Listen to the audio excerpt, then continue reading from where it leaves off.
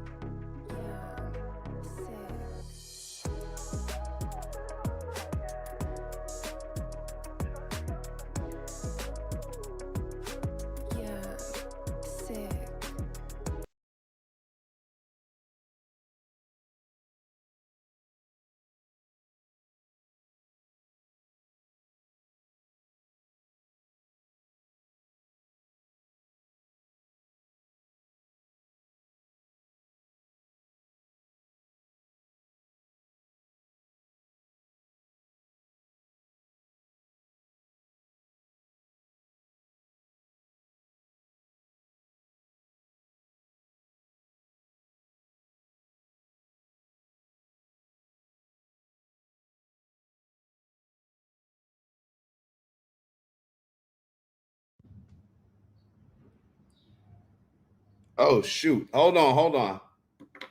Ah.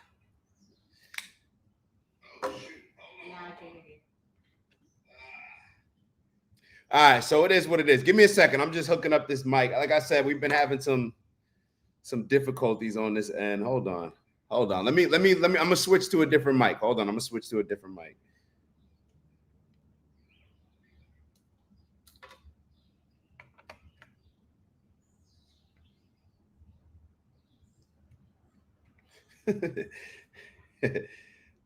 Oh man, life. If we gotta do it without the mic, then we'll do it without the mic. Y'all about to see. Y'all are about to see how you pivot, man. Y'all about to see how you pivot. And I'm not good. I'm not using the mic. I don't like how the sound comes across. I got it. All right, it's working now. I don't like how the sound comes across when we're not using a mic. Hopefully this sounds a little bit better. Appreciate my dad calling me, telling me that nobody can hear me, and my mom texted me. All right, so let me just do this. Let me click out of here. All right, everything should be good. Everything should be good right now. All right, so I think we're good right here. Dang, it messed up my whole groove when I had it. All right, so what I was saying was my apologies for the technical difficulties that we were having. That's why we're beginning a little bit late, well, a lot late today. But shout out to all y'all. Shout out to all y'all. It's Friday. We got a lot to talk about, so I'm not even going to waste too much time. I already wasted enough. Shout out to Ryan in the building. Let's run the ads up and let's meet up over there. See, that had me amped, and normally we need a new theme song for the wake up. We need a new theme song for the wake up. And definitely, I've been clowning, looking at all the comments with people with the y'all rocking with the intro. So definitely that's love. Shout out to Unc in the building, Grand Rising and friends and family. We're all one family. That's a fact. All God's children. And do me a favor.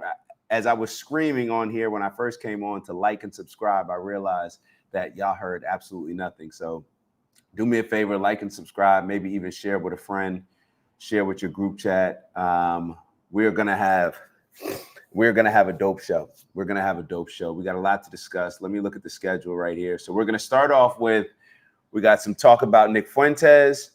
And I want to use that Nick Fuentes conversation to ask us some questions about how we're looking at certain things and how we take the advice that we give to other people. We got the Charlie Kirk impact. This Charlie Kirk situation, as it makes sense, he was extremely impactful, influential person. It's causing a lot of people to lose our minds. It's causing a lot of us to lose our minds. And on both sides, it's really radicalized us in a lot of different ways. It seems like it's I don't want to say it's sown the seed of division, but it seems as if this situation is making us realize how much disdain we have for each other, how divided we are, and how manipulated we are. And in my opinion, we need to have these conversations to turn down the emotions a little bit, to turn up the logic, and to make sure that we're not getting caught up with the clickbait of everything. And I'm going to give you an example of that. That's actually what I wanted to start off with. So I got a message, and I'm not even going to read the message word for word because I don't want even whatever, neither here nor there. But I got a message from somebody that taps into the show every now and then. And they just sent me a picture of the thumbnail for one of the shows. And it was a Nick Fuentes review. So they sent me a picture of the Nick Fuentes review, and they were saying that I don't like him, he's evil, I'll never watch one of these videos. One of the videos, the reviews that I do on Nick Fuentes, which, you know, I let him give his perspective, and then I give feedback, what I agree with, what I disagree with, where I think this can help humanity in America, where I think that this is holding us back, and so on and so forth. There's a reason why I'm choosing to review Nick Fuentes' videos. Nick Fuentes has a huge influence on American culture. And there's a reason why he has a huge influence. Because, in my opinion, this is my opinion why he does, he's willing to say things that not a lot of people are willing to say, and willing to say them in a way in which people are not comfortable saying. And all that couples with the fact that right now is probably a time in society where the people that he's speaking to and representing feel like victims more than ever before. If I was to ask Nick Fuentes who most of his work appeals to, he'd probably say white, Christian, I don't know, white and Christian Americans, right? So based on that, white Christian Americans right now, especially a lot of young men, they feel like America's not working in their favor. They feel that a lot of these DEIs, you know, starting with the affirmative action, now what has grown into DEI, has now gotten to the point where the pendulum swing has been so strong that now they're losing out on opportunities. They feel like victims in a lot of ways. So his views, his stance, and him coming in with the stance that was very calling out Israel, that was the energy of it. Now, obviously, with October 7th, everything that has happened after that, the genocide, what I believe is a genocide, all of these things have factored into what has made Nick Fuentes a very polarizing figure. So should we avoid those type of people? Should we not listen to them?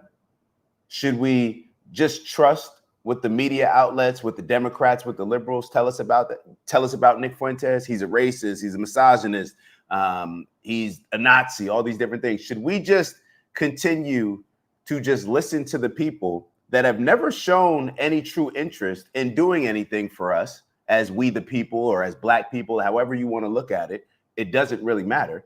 But specifically when it comes to Black people, I notice how Nick Fuentes seems to be positioned in a way, or is positioned in a way, to where we wouldn't even entertain what he's saying. It's like, how can we position Nick Fuentes so Black people never listen to him? Because if they start to listen to him, then maybe they'll start to open up and see things from a different perspective. So let me get back to the initial point. So this person reached out to me and said, I'll never review this show, and said a bunch of things, almost acting as if she's too morally sound.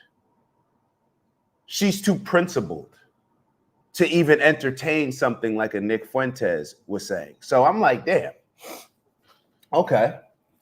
I'm thinking about it. And I'm sure a lot of people probably have these same thoughts. Nick Fuentes having such a strong following, having such a core base audience, why would I not want to reach out to his audience? Why would I not want to tap into the people that are following him whether I agree with what he's saying, even more so if I disagree with what he's saying. If I think that what he's saying may be dangerous at times, why would I not want to reach out to his audience?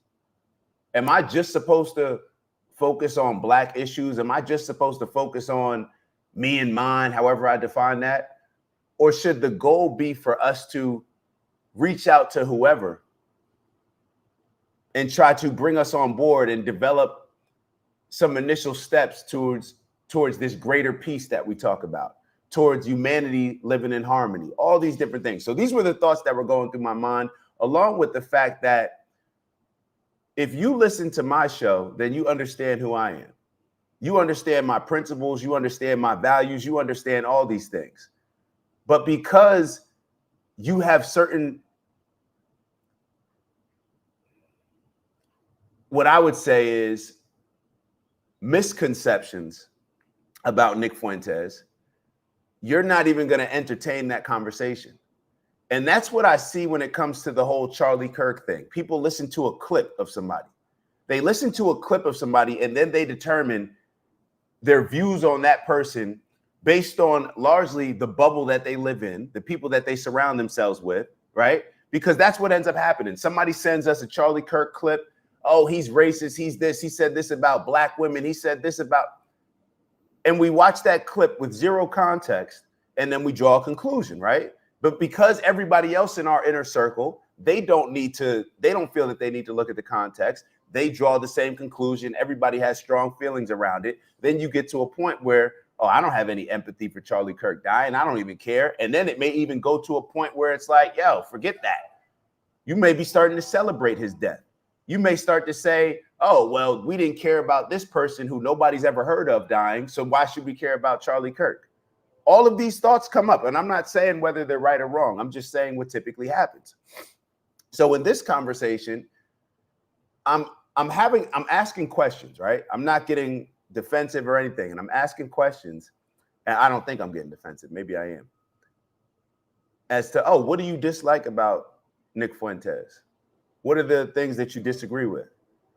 He's racist. I'm like, damn, he's racist? I'm like, well, he's been pretty much jumping out the window for the Palestinians, calling what Israel's doing to the Palestinians a genocide. And he's been pretty courageous about that, even when a guy like DJ Khaled, who's Palestinian, doesn't speak out, and a whole bunch of other people don't speak out.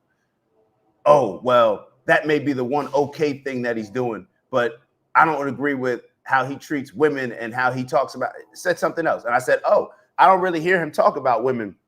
What's his perception on women? Like, what's the perspective? No answer. Then I say, oh, I'm going to give you a call. Let's talk about it. Like, I'll give you a call. I was recording at the time, so I couldn't do it. I couldn't, DM back and forth. So I said, I'll just call you after this. I call, and they were busy. They had to do something. I think it was a family emergency or something like that. But I haven't heard from them. This was yesterday. And the more that I went through, because we continued the message exchange, she went from in the beginning telling me that she's watched his content and she thinks he's evil to, oh, well, I've only seen clips. I actually don't know anything. Everything that I'm saying, I actually don't have anything to prove that. That's just the feeling that I get. That's how we consume information. And when I think back about the history of this country, about different things that we've had feelings on, about how a lot of our heroes are portrayed to us, none of us really know anything. We just go based on narratives. We just go based on narratives. We think that everybody loves Muhammad Ali. We think that everybody loved MLK. We think that MLK was an amazing person, all these different things. We get mad at Charlie Kirk for saying things about MLK, certain things that we should bring up on our own, that we should acknowledge on our own. And we're going to get into those, exactly what those things are that he said. Because I think that it's very funny how we idolize certain people, how we allow our opinions to be shaped based on the quote unquote leaders and influence in our culture. And what it does is a lot of things, in my opinion, but and I don't want to ramble on too much because I want to get into the videos, but I just felt that it was important for us to start off having this conversation. Do I want to use this as an example? No, I won't use this as an example. My mind is kind of going all over the place. Let me do this. If we allow our emotions to lead us, then we will always be misled. We will always be divided, and we will always be conquered. I'm going to give you an example of that right now. Let me kind of tap out a little bit. My fault. My apologies. Let me share this screen for you guys.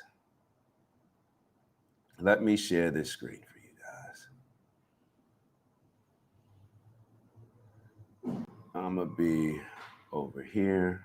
Boom. Let me take this down. And that's a good question, Queez. Hold on. Oh, okay. All right. Hold on. So Ebony wrote, but you're right. We have different goals in this human experience.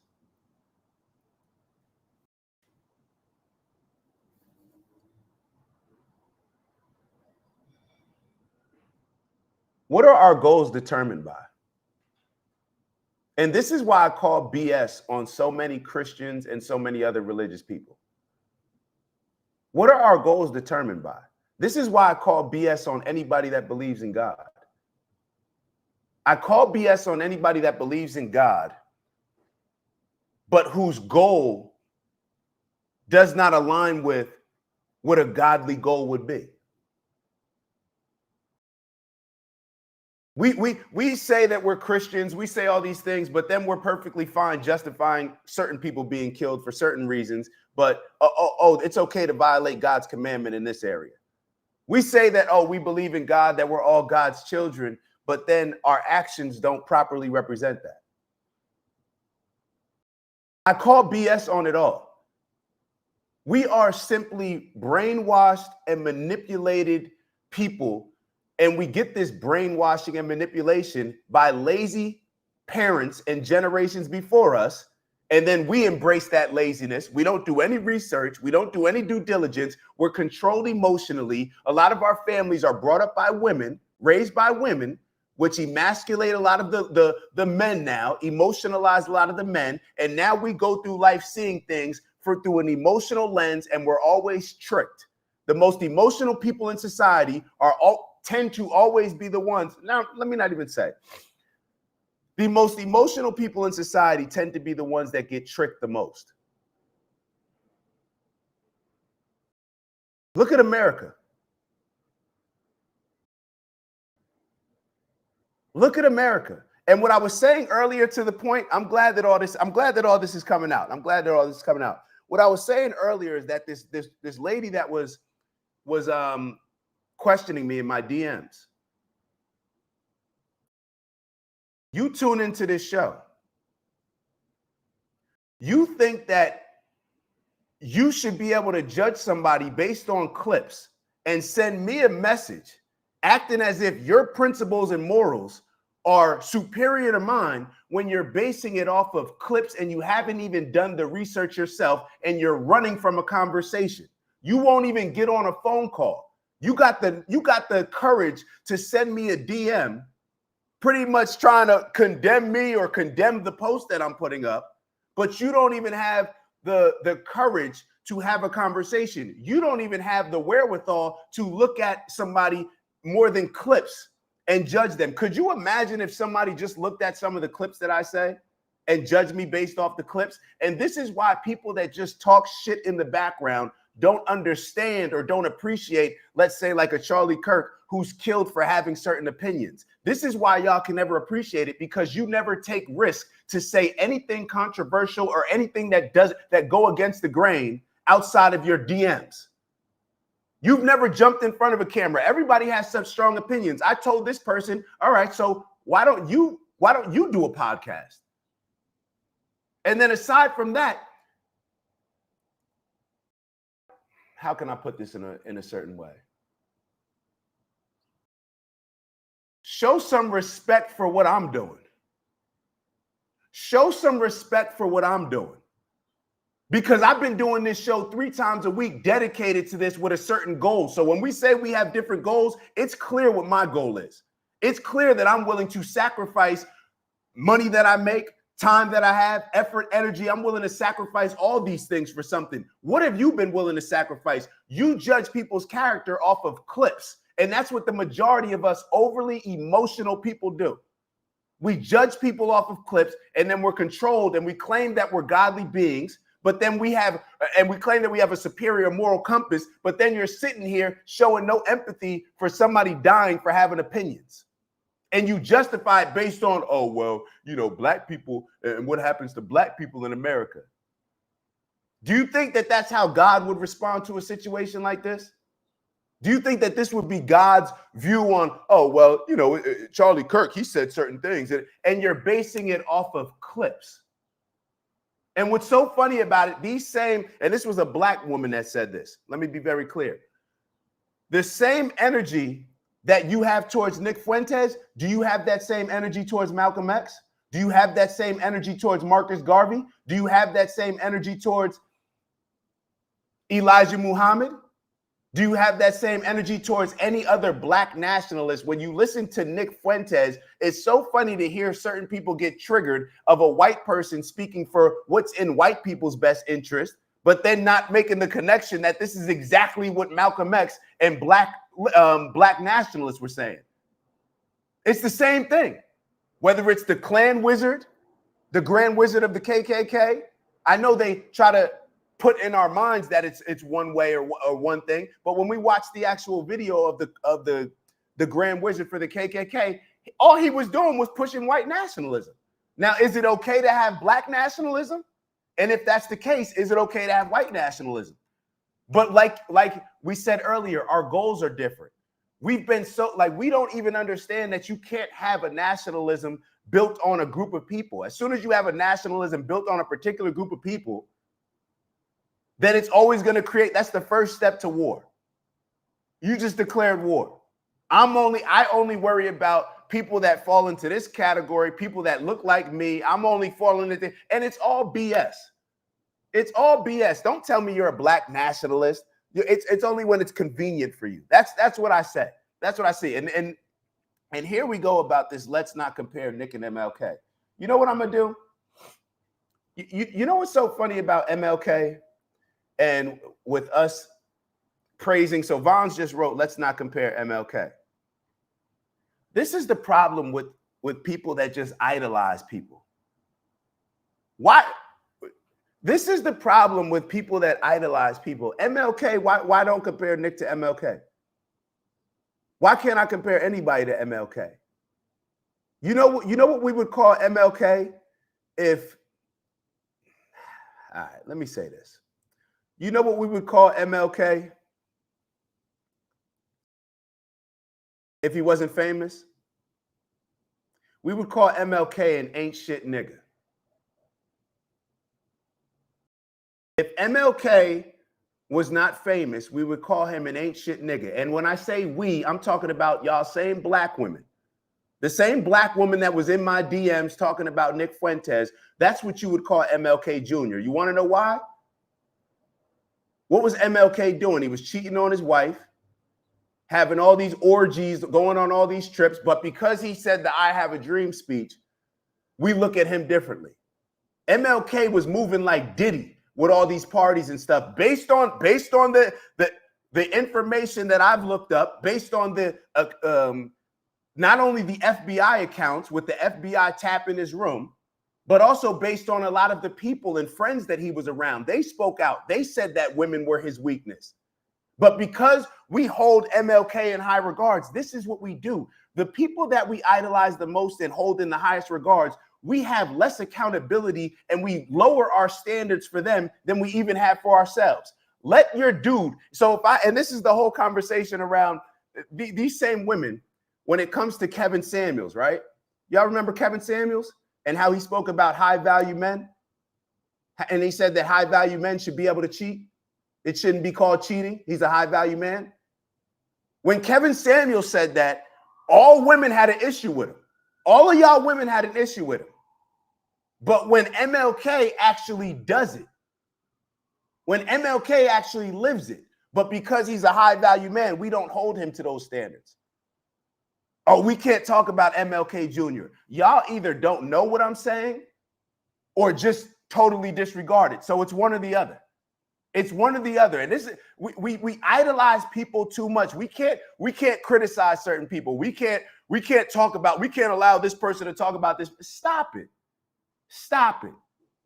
Stop it. Y'all are fanatics. I call any and everybody out.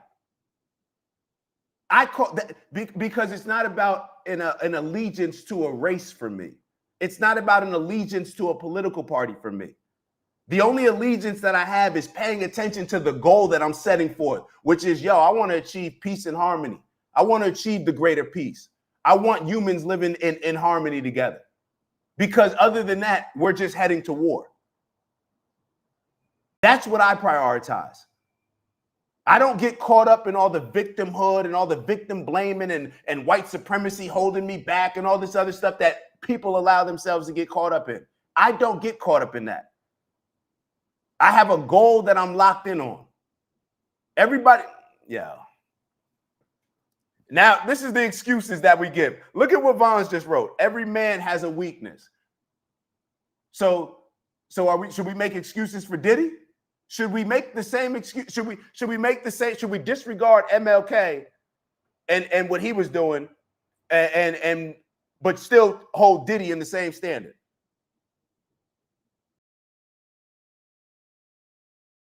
Last I checked, was Diddy married? Was he cheating? Was he unfaithful? Was he pushing a Christ-like living? Isn't that what y'all call false prophets? People that preach a certain word but don't live it? Isn't that what y'all call false prophets? If we don't hold people to consistent standards, we'll never hold ourselves to a consistent standard, and we will never move on principle. We'll always move on emotion. What triggers you? How do you feel? Now we say this is the same thing when I have conversations with God about God with people. It's like, well, God with it. You always got to make an excuse for God. When people are so great, why do we always feel like we got to make excuses for them? Every man has a weakness. It's funny that you say Diddy was dragging females down hallways. Perhaps you should do a little bit more research on Martin Luther King Jr. Perhaps you should do a little bit more research, because I know what we learned in Black History Month every year. Perhaps you should do a little bit more research. That's where I'll leave it. Let's get into this video of Nick so I can critique the video from Nick, if that's okay with everybody. Hopefully I'm not seen as a racist because I'm critiquing a Nick Fuentes video. Let's keep going. Volition. Who told them to do that? Was that on order from Mossad? Was that on order from Palantir? Was that on order from whoever? No, they did that because they fucking hate us.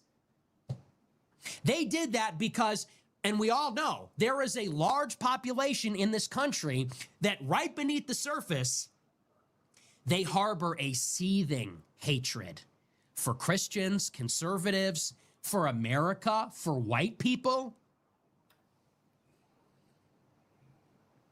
And this was just an opportunity to show it. This was an opportunity to say it loud and say it proud for them. No one made them do it. That part wasn't coordinated, organized. That was not paid for. They did that. And if there are 100,000 left-wing people that celebrated it publicly, how many celebrated it privately? How many people were high-fiving, or when their husband or wife got home from work, hugged each other and poured a glass of champagne like some cringe Reddit faggots? How many people did that privately? How many people were silently relieved that Charlie Kirk was killed? It's probably in the millions.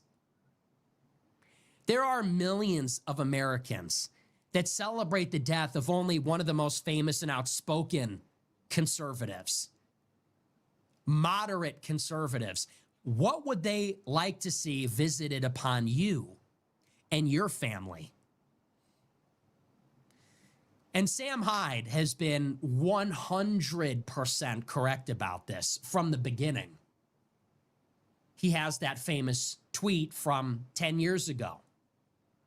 These people want you broke, dead, your kids raped and brainwashed, and they think it's funny. That's true. Everything that's happening in this country, the invasion by immigrants, the murder of white people by these barbarians in the inner cities, in every major city. Forget even about in Chicago, it's everywhere now. It's everywhere, all over the country. The indoctrination of your children. They like seeing that. They see that as a great victory. They like seeing our values trampled upon. They like seeing us get murdered. They like seeing our religion and our patriotism and our country and our heritage repudiated. They want to see whiteness destroyed. They want to see everything that we love fall, and they want it to be burned, and then they want to piss on the ashes of it. And this is a shout out to my brother Robert. I saw it too, and I'd already started Nick's video, so I was like, hold on, let me come back to it. But Robert, left first, right is fake. First and foremost, brother, I don't know. God bless you, brother, for real. You are appreciated. I would say more than you know, but maybe you do know. I don't know, but you are appreciated. Thank you. Robert wrote, left first, right is fake. The elites fund the extremes on both sides. They turn up the value on reparations, so we don't talk about a $50 minimum wage. Inflation adjusted minimum wage peaked in 1970. They want the normal people to hate each other. This is exactly my point. Can you imagine developing a hatred for somebody based on watching clips?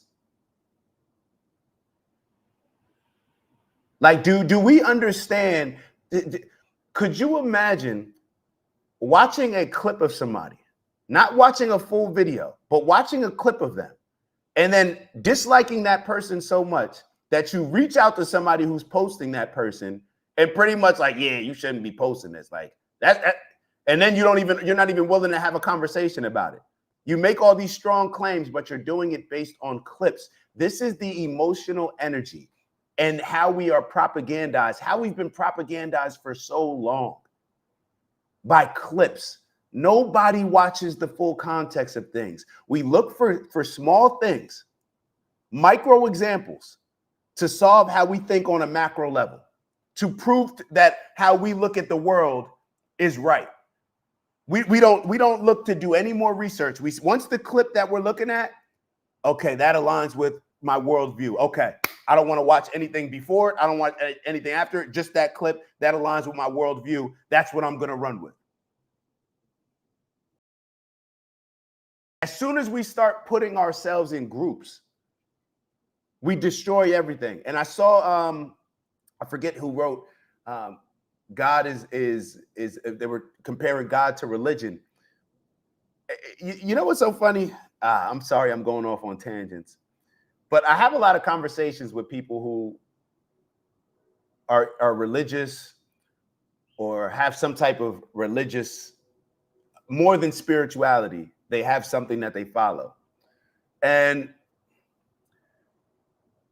a lot of those people, they tend to mock people that say that, well, they're spiritual, but not religious.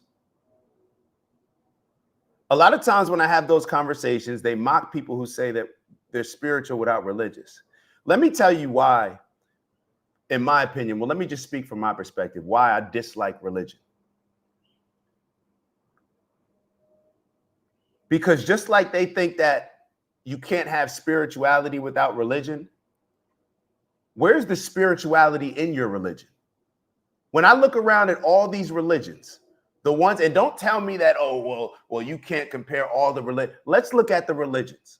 Let's look at all the death and destruction that Christianity has caused. Let's look at the current genocide that the only Jewish state that Bibi Netanyahu brags about so much, the genocide that they're committing. Let's look at the Arab slave trade and what they did. We think the Atlantic slave trade was bad. Go research the Arab slave trade and what they did with Africa. How ruthless that slave trade was. And they did it all in the name of religion. And then when it comes to religion, I look at a lot of these churches. I look at, why isn't every single church in America standing up and going, why don't you go to the Holy Land? Why aren't all the pastors in America? If you know what, I watched this show. What's the show? Not the Yellowstone, the new Yellowstone, where the nephew, so the family was going through it trying to protect their ranch, right? Real quickly. The family was going through it trying to protect their ranch, and their nephew came all the way from Africa home to try to help the family.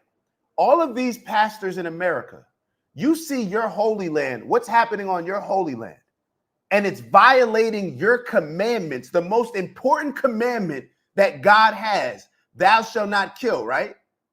And you sit here in America and you preach and you collect the money, the tithes or whatever from your following, and you don't have any urgency to go over there and to bring peace to the world. It's all BS. I don't believe in y'all religions. Y'all don't believe in y'all religions. You are okay with your commandments. How disrespectful would that be for people to be violating your God's commandments, something that you allegedly pledge your this is my Lord and Savior. Where's the energy going on over there? That's what I would get behind, a religion that says, oh, this is our holy land. This is the death and destruction and the genocide that they're committing on our holy land.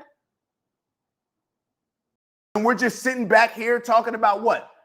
Talking about the silly American problems that we have. So now let me get back to the Nick Fuentes video. Because I feel like I'm going to lose sight of, and thank you again, Robert. Thank you again. But this just brings up the whole divide and conquer. We are just such silly people. We're not serious people.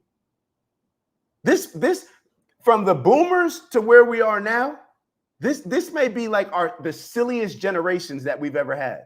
The most non-serious people on the planet that we've ever had. Now, let me get back to Nick Fuentes. Nick Fuentes is becoming, or what he's illustrating and demonstrating in this video that I just played for y'all, is the same thing that he calls out in everybody else who acts like a victim. He's getting overly emotional. Nick Fuentes has made it very clear that his goal is to bring America together, for us all to live in harmony. But what are you doing in this video? You're fear-mongering. You're doing the very same thing that Democrats and liberals do to soothe their following, to soothe the frustrations and the anger of the people that follow him. He's bringing about all this stuff, and we can tell the tone of it. It's racialized. It's all these different things. He's trying to scare white people. This is how Black people have been controlled for probably our entire existence in America, since the Europeans came over, at least. We've been controlled by fear. And this is what all this victimhood does. This group of people acts like victims for so long, they complain, and then, okay, we'll adjust. We'll make certain things for you guys. Here. Now this group feels like victims. Now that group feels like victims. Think about it. Every single group in America right now feels like victims. The Asians feel like victims. The Jewish people feel like victims. The white Christians feel like victims. Black people feel like victims. Who isn't a victim in America? America is a group of united victims, or undivided, divided victims, I should say. Everybody has a claim to victimhood. And hold on, let me shout out to my brother Queez. I love you, bro. And I meant what I texted you the other day. And Queez knows exactly what it is, man. My brother Queez is a legend. Queez wrote, I struggle with that. I think we are naturally tribal beings, but I see the importance of conversations between people who see things differently.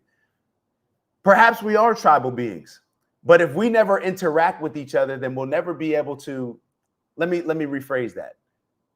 If we never interact with each other, right? We're always going to be easily manipulated because we fear the unknown. So no different than if I never interact with those people down the street, then the people on my street can convince me of anything about those people, can convince me like, yo, you should kill those people because this is what they did. This is what they did. This is what they did. And if I never interact with those people, I'm never going to actually just be around them and be like, oh, yo, they cool. They just like me. We got a lot more in common than we have, differences. It's always going to create a huge opportunity for people to prey on our ignorance, to prey on the fact that we don't interact with these people. Queez, you and I grew up in Montclair, New Jersey. One of the biggest benefits of growing up in Montclair, New Jersey is it's a diverse community. So therefore, you can't, it's harder to convince people that every white person is racist when your best friend is white and you've been going to school with him since you were in pre-K.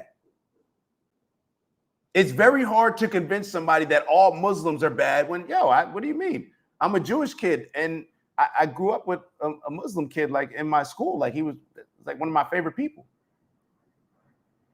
But when we are divided, it's really just based on fear. Listen to the fear that Nick is putting to people who are already scared, who are already frustrated, who are already angry.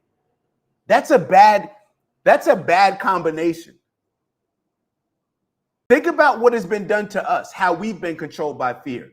Think about why the majority of Black Americans are running around with the King James Version of the Bible, based on fear. And then when you have a conversation with them, they say that you're supposed to fear God. Do you not think that maybe that was just how the religion was taught to you based on you being a slave and them trying to enslave not only your body, but your mind? Do you think that the people who actually told you to fear God and to fear the Bible and to fear, do you think that they actually feared God? Because if they feared God, then they probably respect his commandments a little bit more and not violate them by the acts that they commit against you. Like, how simple-minded are we with all this stuff? Like, we are the most intelligent, dumb group of people ever on the planet. We can't connect the dots when it comes to common sense. All of this stuff may not be easy. I'm not saying it's easy, but it's very simple. It's very simple. The only thing that doesn't simplify it is when we have stuff like this. People becoming overly emotional and trying to feed into and fearmonger their following. Because the more that the people that are following me are scared, let me give you an example. When you may be walking with, say, your kid, you may be walking down the street with your kid. If you're walking down the street with your kid in one neighborhood, or, you may be walking down the street with your girl, your kid, whatever. In a beautiful neighborhood where there's no crime, there's just picket fences, whatever it may be, you may feel very comfortable, right? But now if you're in a different neighborhood, where there's a little bit more of a threat, your girl may be holding your hand a little bit tighter. Your kid may be holding your hand a little bit tighter, walking around because they're uncomfortable. There's a lot of people here. It's a crowd. We are controlled by fear. Fear is our most, nothing, when we say we got to hit rock bottom, why I hope a lot of people eat unhealthy their entire lives. Then when they go into the doctor's office and the doctor says like, hey, if you don't change this, you're going to die in a few months. Now that fear is the only, y'all get what I'm saying. All right, let's keep going with this. My fault, I'm rambling. I got a lot of energy, bro. I got a lot of energy right now. Reminder, I've been saying this for the past week. This is a multi-front war. Yes, I understand that Israel is controlling the Republican Party. I understand it actually better than all of you. And yes, I understand that Palantir, which is embedded with Israeli intelligence, is looking to stir up all these cleavages and conflicts in our country to expand the surveillance state. I know it better than you. It does not make it any less real that there is a significant part of the population that feels this way. And those people actually have power in our country. These people that are celebrating and subsequently being fired, they are nurses, they are teachers. What does that say about our society? You send your white children to a public school. You send your beautiful white Christian children to a public school. They're being taught by these monsters. You trust your white children with these public school teachers that are celebrating publicly that Charlie Kirk was killed? You entrust your children in their hands? How about your elderly? You're putting your elderly parents or relatives in a nursing home, in a hospital, and they're being taken care of by some black nurse that says, I ain't care about Charlie Kirk's white kids, fuck them too. That's who you entrust your elderly to? A nurse that would say that?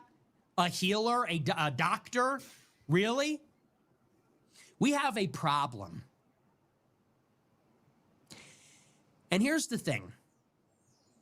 This is something maybe that conservatives don't understand. And when I say conservatives, I mean everybody on the right. I mean everybody normal. Everybody on the right, everybody that doesn't want to see what America is get destroyed and burned to the ground. Maybe you don't understand. That kind of hatred cannot be negotiated with. Do you get that? Charlie Kirk was a moderate. He's a relatively friendly guy. Yeah, he was, in some ways you could see how people might say he's a little fake, he's pretentious, whatever. But he's about as nice as they come. He was not some Hitler-esque figure, okay? He was a little edgy. Yeah, some people could say he fit a caricature as like a right-wing jerk or something.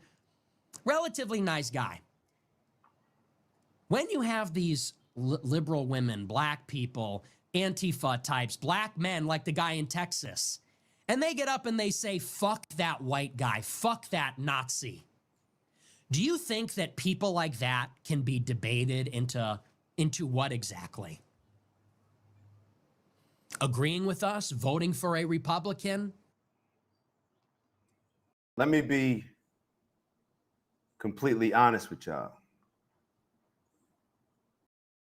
He asked the question, do you think those type of people can be negotiated with? I think what he's saying is, well, let me not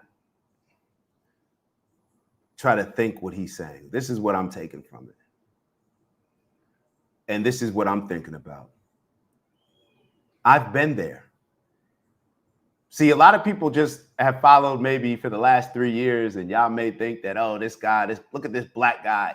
He's a conservative guy. He has these conservative values. He says he's not Republican, but he still aligns more with them than he can't stand Democrats and liberals. Did you ever ask yourself why?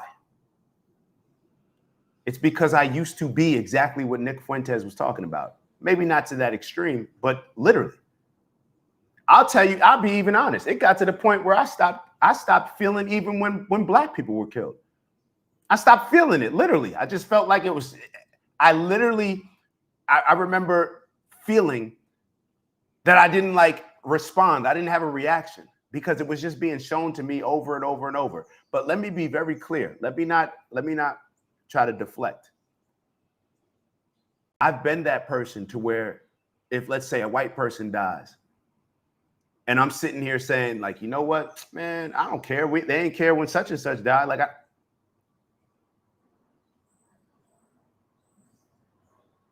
And if a lot of us are being real, a lot of us have those thoughts. A lot of us have those thoughts. And a lot of people that claim to be godly, religious, have those thoughts. And I had to reflect on myself and say, like, yo, where is this going? Where is this type of thinking going? See, but this is the thing. The difference between perhaps why a lot of people will not change those thoughts is because everybody is a because people are lazy. That's why. See, when I had those thoughts, I went just as hard as I go now with my current thoughts as I went with that. When I had thoughts when I initially started questioning Christianity, I went just as hard. I'm passionate about this stuff because I care, because it impacts all of us. But most people don't really care.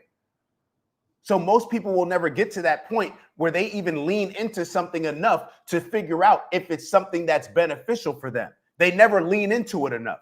I leaned into it that way. It didn't work. It didn't work. You don't think there's a reason why Malcolm was changing his tune before he died? Why he became most dangerous to the country? That black messiah that I believe J. Edgar Hoover was calling him? Malcolm X was more dangerous when he left the Nation of Islam, when he went on his pilgrimage to Mecca and came back and said, oh, there's white Muslims, like we can work together. He became more dangerous to the country. Now, you would think that, okay, why is somebody more dangerous to a country that's trying to manipulate us and divide us and conquer us? That person that's most dangerous to that's something that we should look into. Not to say that it's always right, because I think what Nick right now is spewing is extremely dangerous. But I think we should look into it. It's something worth us doing more than looking at clips. What Nick is doing right here is extremely dangerous. And I want to click to another video real quick. So what Nick is sitting here saying, he's critiquing a lot of people. Hold on. Hold on 1 second. I'm getting a text. Hold on. I'm pleased to. All right. What Nick is sitting here saying is he's pissed off at people for disregarding, mocking Charlie Kirk's death, right? And you can see the emotions that he has coming out of him. Do you want your white mother being taken care of, this black nurse that said F Charlie Kirk's kids? Do you want your kids going to school with these teachers that say, I don't care about Charlie Kirk? Let me show y'all this clip. And this is why it just doesn't work, because both sides, let me just show y'all the clip. Let me shut up. Let me shut up. So, you know, it's funny. I used to say that, hey, if you as a gay person would go to Gaza, they'd throw you off of tall buildings, right? Now they don't have any tall buildings left, so I don't.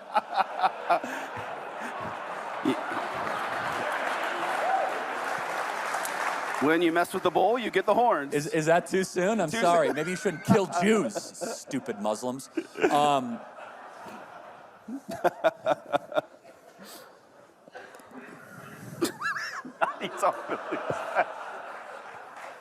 I like that. I like that. Where was I? So, yeah. So, you know, it's fun.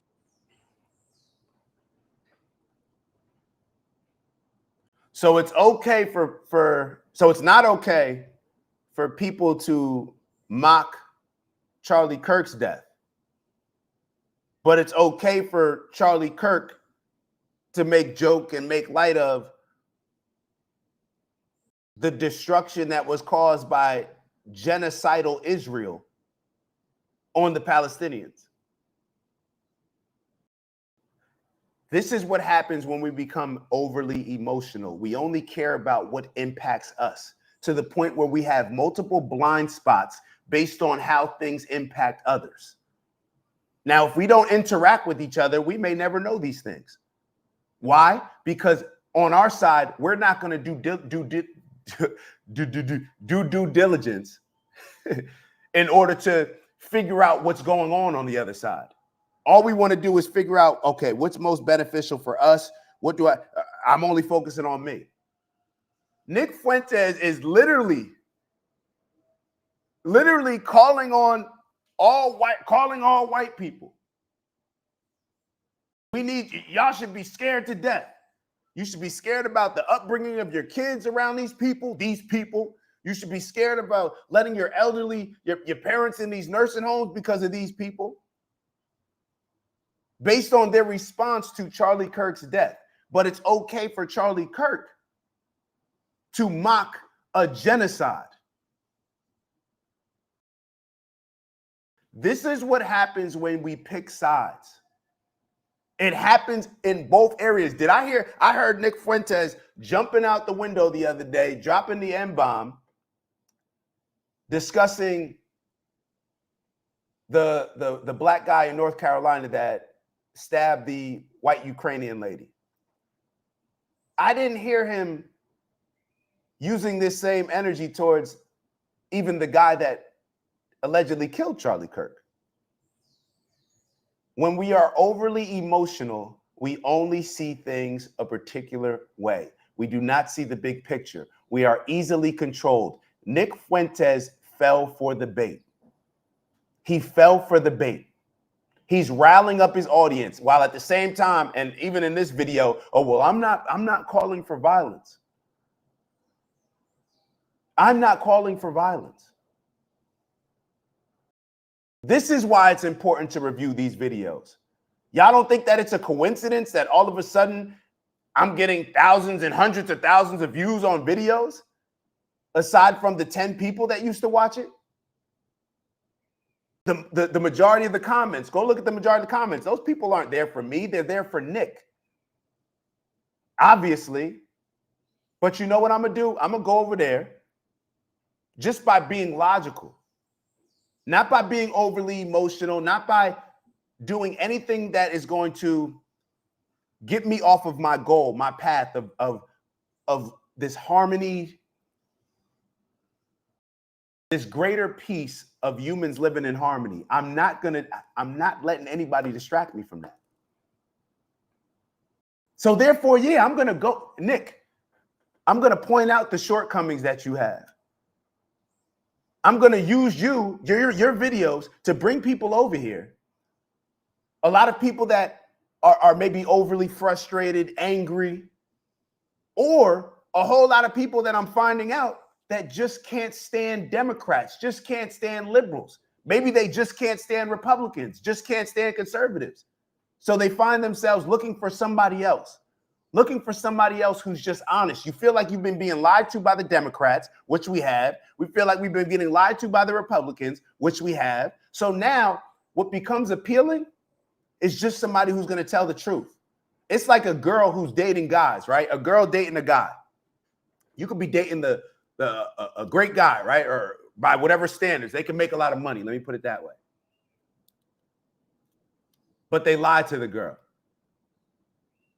Then they go to another guy. He's an athlete. He's doing, but then they lied to the guy. You go to another doctor. Oh, they're lying. They're cheating. They're doing all this type of stuff. Then they go to a guy who may be cheating even more, maybe dealing with more women, but he's honest with her. That woman, y'all ladies, y'all tell me if I'm wrong. You will have a certain level of respect just for the guy because he's telling you the truth. He respects you enough to tell the truth. That's what you'll say. That's why people are falling in love and fanaticizing over Nick Fuentes, because everybody else has been lying to us. So therefore, I'm going to tap into your audience that is looking for truth, that is looking for something other than the political BS that has been spewed to us and that has led us exactly where we are right now.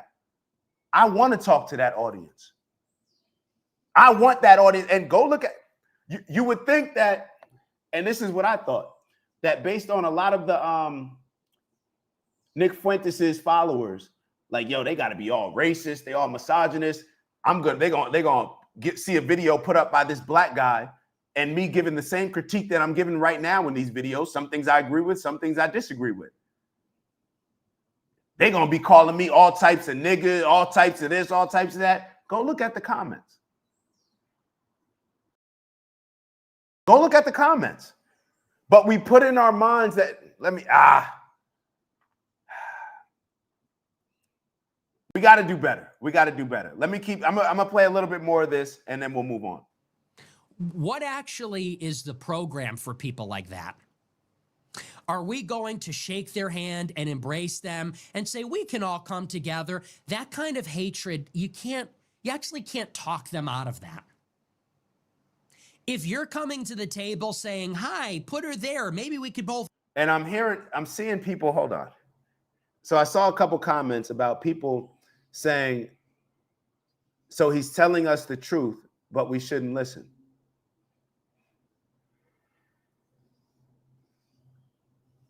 What truth is he telling you? He told y'all before that these people will never change their opinions, right? Like these type of people who think this way, there's never room for debate. There's never room for, I'm telling you, I used to think that way. I 100% do not think that way. Malcolm X used to think that way. And you could say he was one of the most radical thinkers of thinking that way. When we become fed up, when we become frustrated, when we become angry, we tend to, the things that appeal to us largely are not the most logical and practical solutions to the problems that we say that we have. So I don't know what you mean when you say, is Nick telling the truth? Is he telling the truth that what? That all black nurses in nursing homes are saying F Charlie? Well, let me ask you this. When black people were enslaved for 400 whatever so years in America and were whipped, beaten, right, raped, all this type of stuff, you still trusted Mammy, right, to raise the white kids, right? So do I think that all black people, like, what are there some black people who are, yeah, there's some black people. But what I'm saying is address the root of the problem. Because how he's addressing the problem, he's literally going to do the same thing. Do y'all not realize that the exact same attitude that he's telling people to have is exactly the reason why the people who are celebrating Charlie Kirk's death or mocking it, that's the reason why they're doing it? Like, are we drawing that connection? That there was somebody else on the other side, just like a Nick Fuentes, who's telling us, man, F them, forget them white people, white supremacy, they don't care about us. They don't. Do we not see that it's just the same thing back and forth? What is the goal that we have? What is the goal? Do we want to just create this back and forth, this war, and win?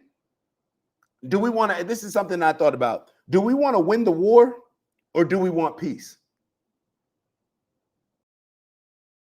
Is our goal to win the war or do we want peace? Because there's no peace when it comes to winning wars. I know a lot of us think that there's peace when it comes to winning wars because a lot of us live in America and we're the big bad bullies, right? So when we win a war, we deflate a country so much that they wouldn't dare strike against us. This is the same mindset that Israel had on October 7th. They're really thinking that the war started on October 7th. You took these people's land. You took these people's land.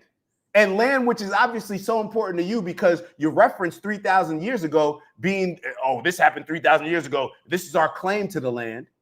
But you think that the war started on October 7th? That's an elitist mindset. No, the war, I'm pretty sure that they think that the war started when you took their home. Just like if somebody took your homes, you would think the war started. Nick Fuentes' mindset is, oh, Charlie Kirk died, and now people are celebrating. Now people are mocking it. Nick, it didn't just start today. Let's get to the root of the problem because based on the direction that you're pushing people in, what is that going to cause? What is that going to cause? An overreaction on this side, and now this side is supposed to, oh, now they're going to have some empathy. Oh, there's no way that they can ever develop empathy, so let's just get rid of them. Well, who exactly are you saying to get rid of? Because you mentioned black women or the black nurses. Are you I assume you're not talking about all black nurses, right? He's feeding into his audience. And when we can't call people out, that means that we're fans. When we can't call the things that Donald Trump does wrong, you're a fan. You're rooting for people instead of rooting for principles. That's where we will always fall short. Just my opinion, though. Just my opinion. Let's keep going. Let's keep going. Where's this video at? Learn and listen to each other. And they're saying, I want your kids dead. That's not going to work. If they're going out there and voting for Brandon Johnson, they're going out there and voting for illegals to stay here, for criminals to be able to pillage and rampage. Yeah, you actually can't negotiate with those people. The only thing you can do to those people is to defeat them. And by defeat them, I don't mean kill them. I don't mean harm them, because I don't think people deserve to be killed for harboring that kind of hatred. How you defeat them is make sure that they have no power over you or your children or over our lives. That's how you defeat them. Yes, there are a lot of hateful people in our country, and their hatred is theirs. There's a lot of hateful people. There's conservatives that hate liberals in our country. There's people that really hate trans people, that hate black people, that hate, and I don't like that either. And you know what? People are entitled to hate. People are entitled. That's actually their freedom of conscience. If you don't like that either, then what is the fear mongering that you're doing a minute ago? And you're just saying black women. White people be scared. White people be scared. They're coming. You know what you're behaving like? You're behaving like the very people that you criticize. The behavior that you criticize with them. Nick Fuentes, you always call Jewish people out for acting like the victims. Everything's happening to me. Oh, because these people are attacking me, then we can go on the offensive and attack them. Is that not what you're inciting in the very people here? Let me move on. I want to move on to a couple different videos. I don't want to just stay here. I want to get on some of these Charlie Kirk videos. I want to start off with Barack Obama. I want to start off with, matter of fact, yeah, we'll start off with this Barack Obama video. Hold on.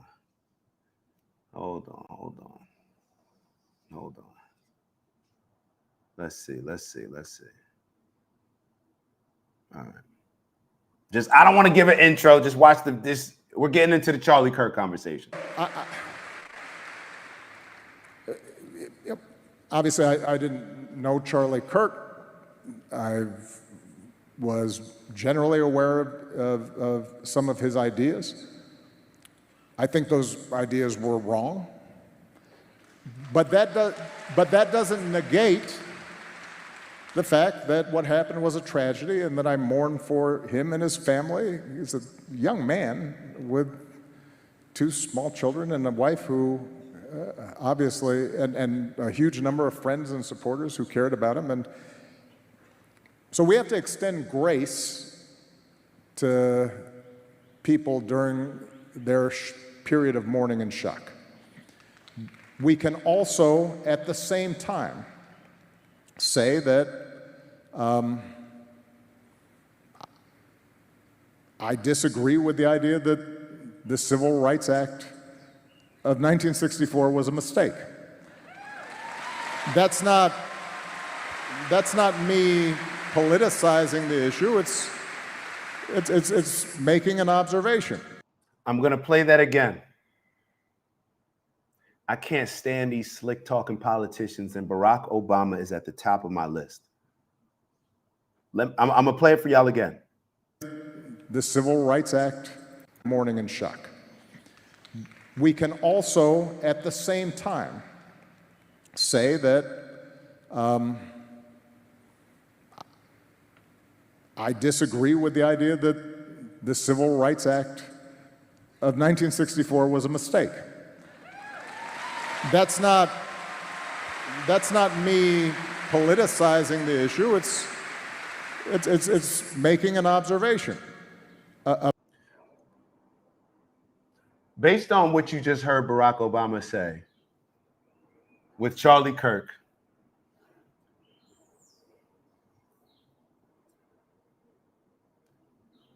when he's saying that the Civil Rights Act was whatever word he used, you would think that, what comes to mind? Let's just be honest. Oh, black people shouldn't get the rights that the Civil Rights Act gave us. That's the first thing that comes to mind if we're just being honest, right? If we're just being honest. And hold on one second. I think Maya just sent me something. Did we get a super chat? Hold on. Yeah, I can't see it. It says that hold on, Lydia. Where's Lydia? Where's Lydia? Hold on, Lydia. I gotta find you. I don't see it on my end. So Maya just sent, well, Lydia, shout out to you, Lydia Alvarado. I don't see it right now. Hopefully the super chat pops up, but thank you. I really appreciate that. Getting back to Barack Obama, everything that he just said is trying to feed this propaganda that I just saw my big bro Steve write, that Charlie Kirk is some type of racist. Vons just said he has no problem with what he said, but we can agree to disagree. This is, I love you, Vons. Of course you have no problem with what he just said. because you have nothing that contradicts it yet. And most people would just stop right here or just continue watching this video and take what Barack Obama said as exactly that. And what is the takeaway that we get? Charlie Kirk doesn't think that black people should have rights. So let me show you this video. Let me show you this video, and you tell me if you still agree with what he said. I'm going to take your comment down, but I'll put it right back up. Listen to this. Get rid of the Civil Rights Act? No, I think you should have a one-page bill that says that racial discrimination based on race is illegal and will not be tolerated in the United States of America. Most black Americans don't support is men and female sports. Would you agree? Hell no. Yeah, I know. No, for sure, right? Believe it or not, the Civil Rights Act is now being used to keep men playing in women's sports. So the Civil Rights Act was used to help black America originally. Totally get that. But now the way it was written is that any claim of identification, so someone says, I'm a woman, therefore I can compete in your volleyball team, they come in with a civil rights claim. And so what we're saying is, no, it should be specified to racial, not gender, all that other stuff. And there were all these other provisions as well. Wait. He said that the Civil Rights Act should be specific to race. That's what all of us grew up actually thinking that it was, right?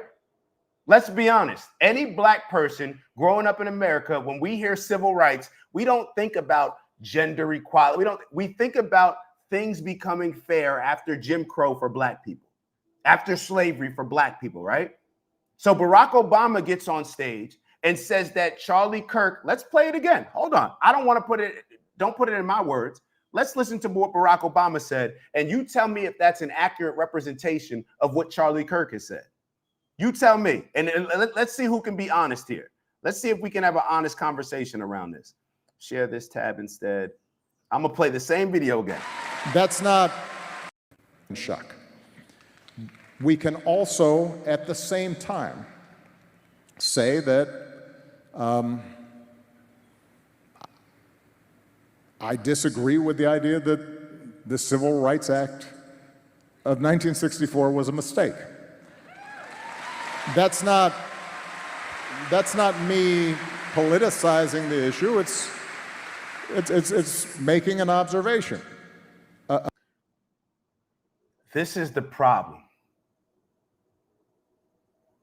Everybody's lazy. Do you see my point that I was making earlier when you take clips of people and you formulate an opinion on them by taking a clip, even with what Nick is saying, what Nick was saying earlier? You take this particular clip and what do we formulate an opinion on him? I still don't have to be totally honest with y'all, what Nick just said, I think it was extremely dangerous. It was extremely dangerous. But it would almost be, I don't know if insensitive is the right word, for me not to acknowledge that those same feelings I've had. The people that I look up to have had. The same thing that Malcolm X would say. You allowing your black kids to be raised by these racist, white blue-eyed devils and da-da-da. Because I understand how people can be misled. I understand where I was at 27 years old. Go back and look at some of my posts when I was 27 years old. I hope you don't judge me on that. Hold me accountable for it and appreciate the growth. But I understand how people can be driven to a certain point based on being pissed off at what these politicians have done for a very long time and how we've been completely manipulated and divided with intent to conquer. So let me get back to the video. So now, Vons, I would ask you, do you still not have a problem with how Barack Obama represented this? Does anybody, for the chat, y'all let me know in the chat, do we not have a different perception of what Charlie Kirk actually said compared to how Barack Obama presented it? And if that's not enough for you, don't worry. I got another video. I got another video for you to check out. Let's get into some of this MLK talk as well. Hold on. Vince, talk about the damage, because we have to be honest, Black America is not doing well today. Talk about the damage of the welfare state and how MLK's narrative and political activism led to the modern welfare state. Yeah, David Garrow, again, he wrote about this in his book. Patrick Moynihan wrote this great study called The Moynihan Report.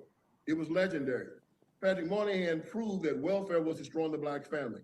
He saw that black men were working, but the family was being more destroyed and more people were getting on welfare. And he said what's happening is these young girls that are getting pregnant aren't getting married anymore. So he told LBJ, we got to cut this out or the black family is going to be destroyed. So he said, what we need to do is take the federal government and put the black man back in charge of his family. LBJ was all for it. But LBJ, being the politician, said, you got to go and sell this to the civil rights community. So McGeorge Bundy was over the Ford Foundation at that time. He told Moynihan that we are sponsoring a retreat for the civil rights community. Come with me down there and present your findings to them. McGeorge Bundy, Moynihan went down there, met with Martin Luther King Jr. and the members of the civil rights community. According to David Garrow, McGeorge Bundy said it's a wonder Moynihan got out of that room alive. They called him everything but a child of God, cussed him out, called him a racist. Moynihan goes back to LBJ and said, man, these people are crazy. We can't have nothing to do with them. LBJ said we got to do what they said do. They came back and met with LBJ, and the feminists in the movement said, instead of taking the federal government to put the man back in charge of his family, we need to use it to get the man out because marriage is just like slavery. And instead of putting and fixing the welfare state where women could get welfare if they got married, they changed it to where if they caught a man in the house, she could get no help. And in one generation, the black community went from having 80% of their children in wedlock to 80% being born out of wedlock. And they put the man in-house clause in welfare, and it destroyed the black family. And Martin Luther King Jr.'s fingerprints were all on it. And Ralph Abernathy wrote, in The Walls Came Tumbling Down, he said that in the late 70s, he went to the black people in the civil in Congress and showed them how welfare was destroying the black community, how it was keeping 3 generations of black people in poverty. And Ralph Abernathy wrote this in his book. He said, and something curious happened.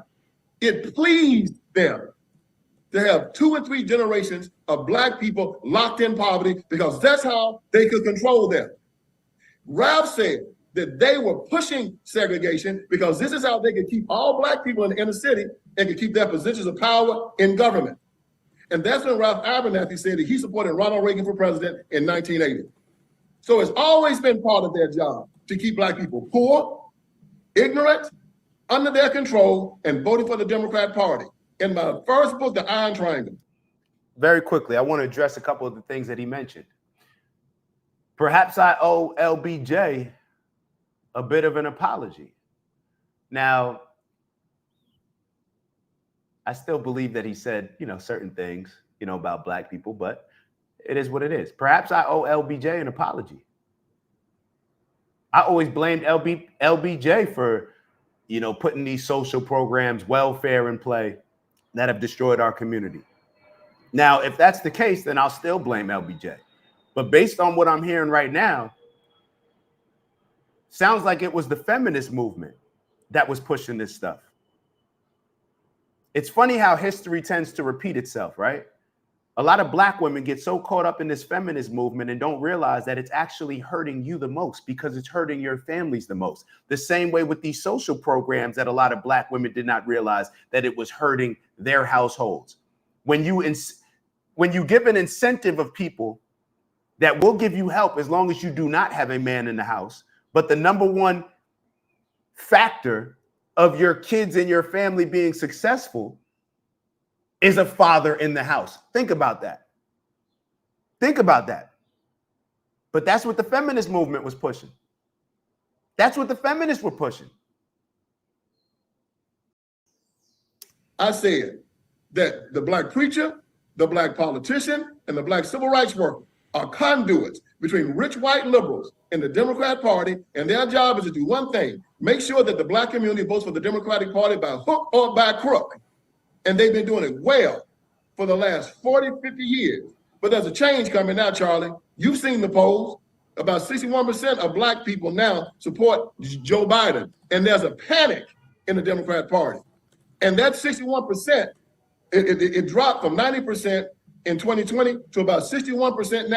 All right, so hold on. I got another video to show y'all because I want to hear Charlie explain his thoughts more on civil rights. I want to hear him explain more. So let me and let me actually.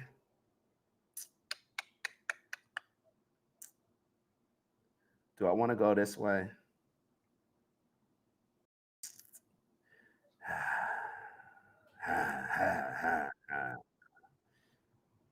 All right, let me I'll go this way. Hold on.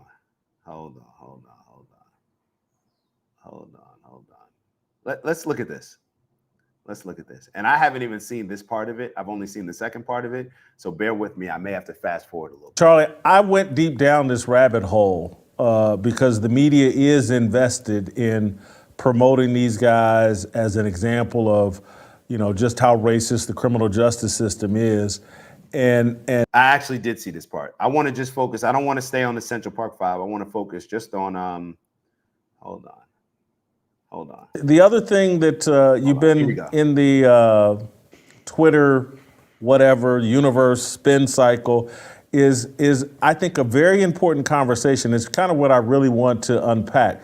I think that some of the things you've said recently about Martin Luther King are trying to open up the space for us to have a discussion about the 1964 Civil Rights Act and what that opened the door for. I think we all are in agreement that we needed to end segregation and Jim Crow laws, and black people needed full citizenship, to what degree the 1964 Civil Rights Act guaranteed that, I think we all agree that's great. But we have to have a discussion about how that Civil Rights Act is being used and piggybacked by the LGBTQ, same-sex marriage. Right. It's opened the door for other things to be piggybacked on top of it that I don't think are good for America. And I think this is an important conversation that we have to have, and you've been participating in that conversation. Well, yeah, thank you. It's an awfully provocative conversation I started. I stand by it, and I appreciate the opportunity. I mean this sincerely, Jason, to explain it. Because there's some people on the right that have been just throwing insults, and they would never have me on the show to explain it. So there was one poll that prompted me to speak out about this, Jason. And I'm a Christian, and I love the Lord, and I know you do too. It's the most important thing in my life. Is when I saw a Gallup poll that Martin Luther King's approval rating was 96% and Jesus Christ's approval rating was 90%. I said, okay, we have a problem. I said, if a man who, of course, said some admirable and heroic things, but let's be honest, lived a colorful life, and I'll get into that, has a higher approval rating than Christ our Lord, now you have my curiosity. I pair this with a series of shows, episodes, and also research studies we've done on our show, prompted by Christopher Caldwell's excellent book, Age of Entitlement, asking the question of what is the Civil Rights Act? What was it trying to solve and accomplish? How was it sold to the American people at the time? And how is it thought of now by the modern academic consensus? And the modern academic consensus, which now is pushing DEI and wokeism, they look at the Civil Rights Act and the Civil Rights era as a new American founding. And they look at MLK as the founder. They look at everything before was racist and bigoted and awful, including George Washington and Lincoln, and we refounded the country in a new regime with a new philosophy, dare we say, around anti-racism. And Martin Luther King is the unassailable figure that will then say this is new America. Now, understand at the time, of course, there were legislative priorities that needed to be done by the federal government to stop bitter segregation. I've always held that. But the Civil Rights Act went way further than that. And Christopher Caldwell's book talked about the American people thought they were getting minor legislative adjustments to say that segregation based on race is evil and wrong.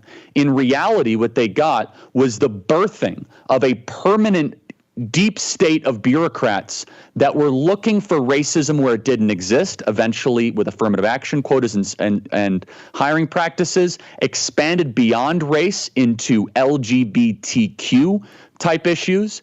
And so what the civil rights era really birthed was this idea that it's the federal government's job not just to say that discrimination is wrong, but to actively go against any sort of disparate outcome and try to even the score under the guise of equity. Those are two different things, Jason. And most conservatives think of the Civil Rights Act and the promise of Martin Luther King in his beautiful statement. And I said this all along, it is a beautiful statement. I want America, I dream of a day where people are not judged based on the color of their skin, but the content of their character. I'm 100% bought into that. But that was not MLK's entire philosophy. In fact, after the Civil Rights Act was passed, after the Great Society was passed, after the Voting Rights Act was passed, Martin Luther King became more radical, talking about we need to restructure society, reconfigure society. We need to he almost said that he called for reparations. He didn't use that term, to be perfectly fair, but you could insinuate he talked about how we have not done a good enough job to have moral and economic justice. All that to reiterate one other part, Martin Luther King was a self-described minister. Let me stop right there because he's getting ready to get into something hot real quick, and I don't know if I'm gonna be able to acknowledge. But Lydia, I wanted to acknowledge because I finally saw your super chat. Thank you so much. Pierre character dancing under a rain of confetti and taking his hat off to say you are amazing. This is dope. This is dope. Definitely appreciate you. Definitely appreciate you.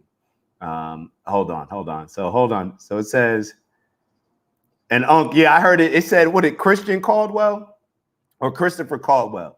Yeah, I wrote that down when I first heard it. Being born on third base is an opportunity problem, not an outcome problem. Is it really an opportunity problem? So if my dad and mom,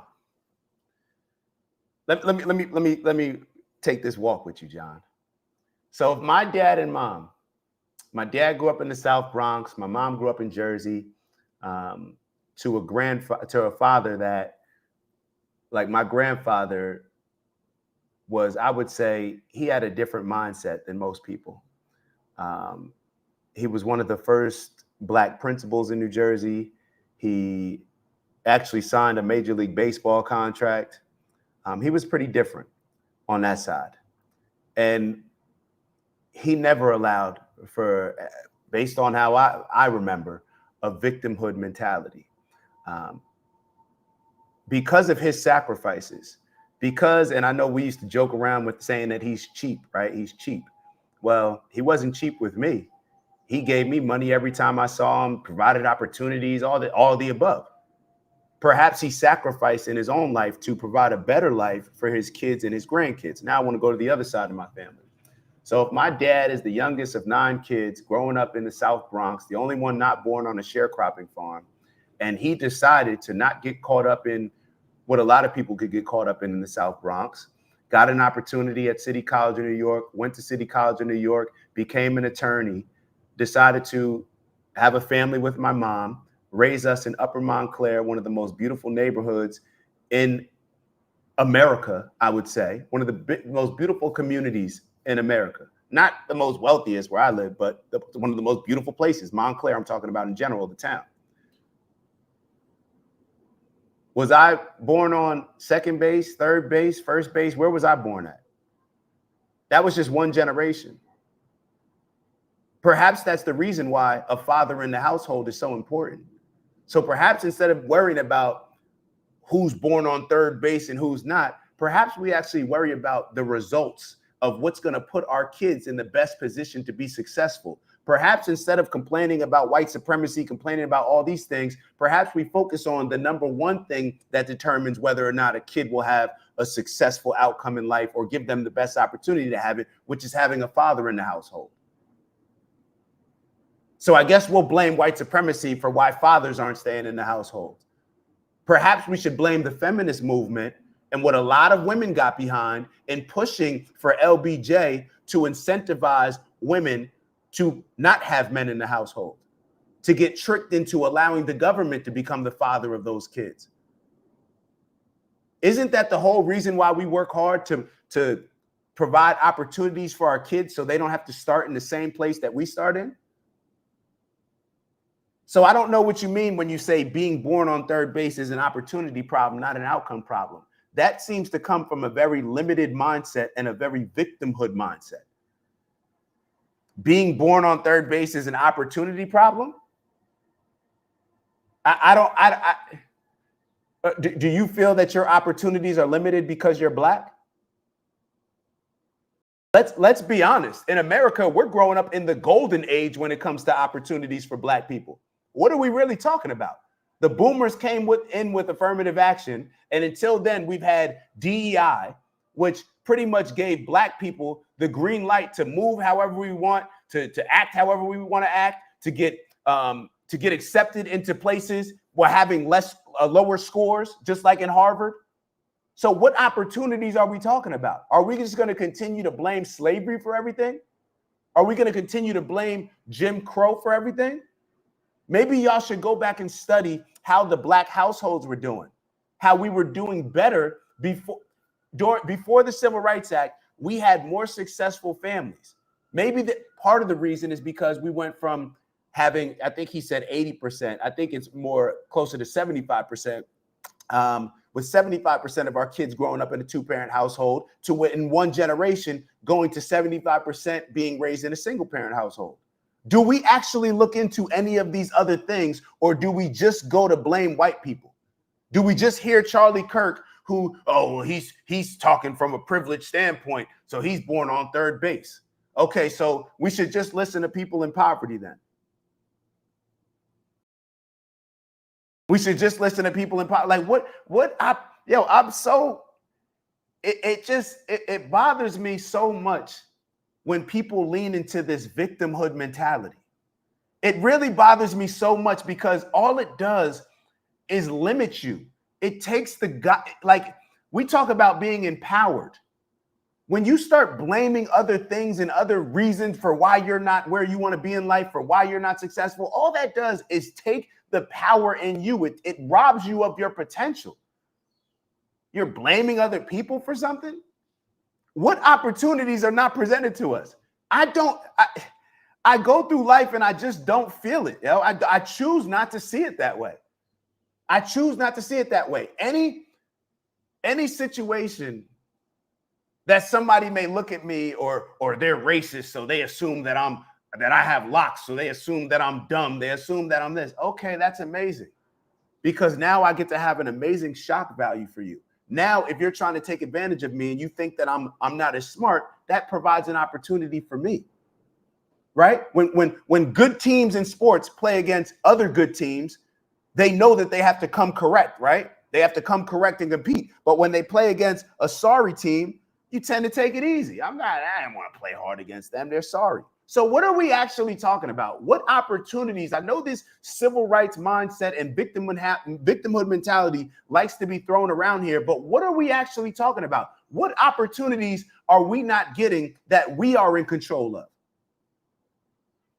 And if we're not getting the opportunities, then why do we continue to vote for the same people that are promising us those opportunities?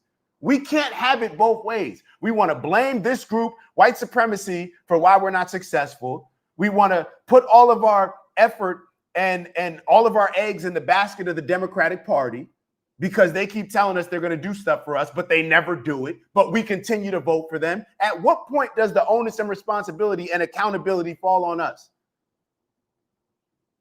At what point does that happen?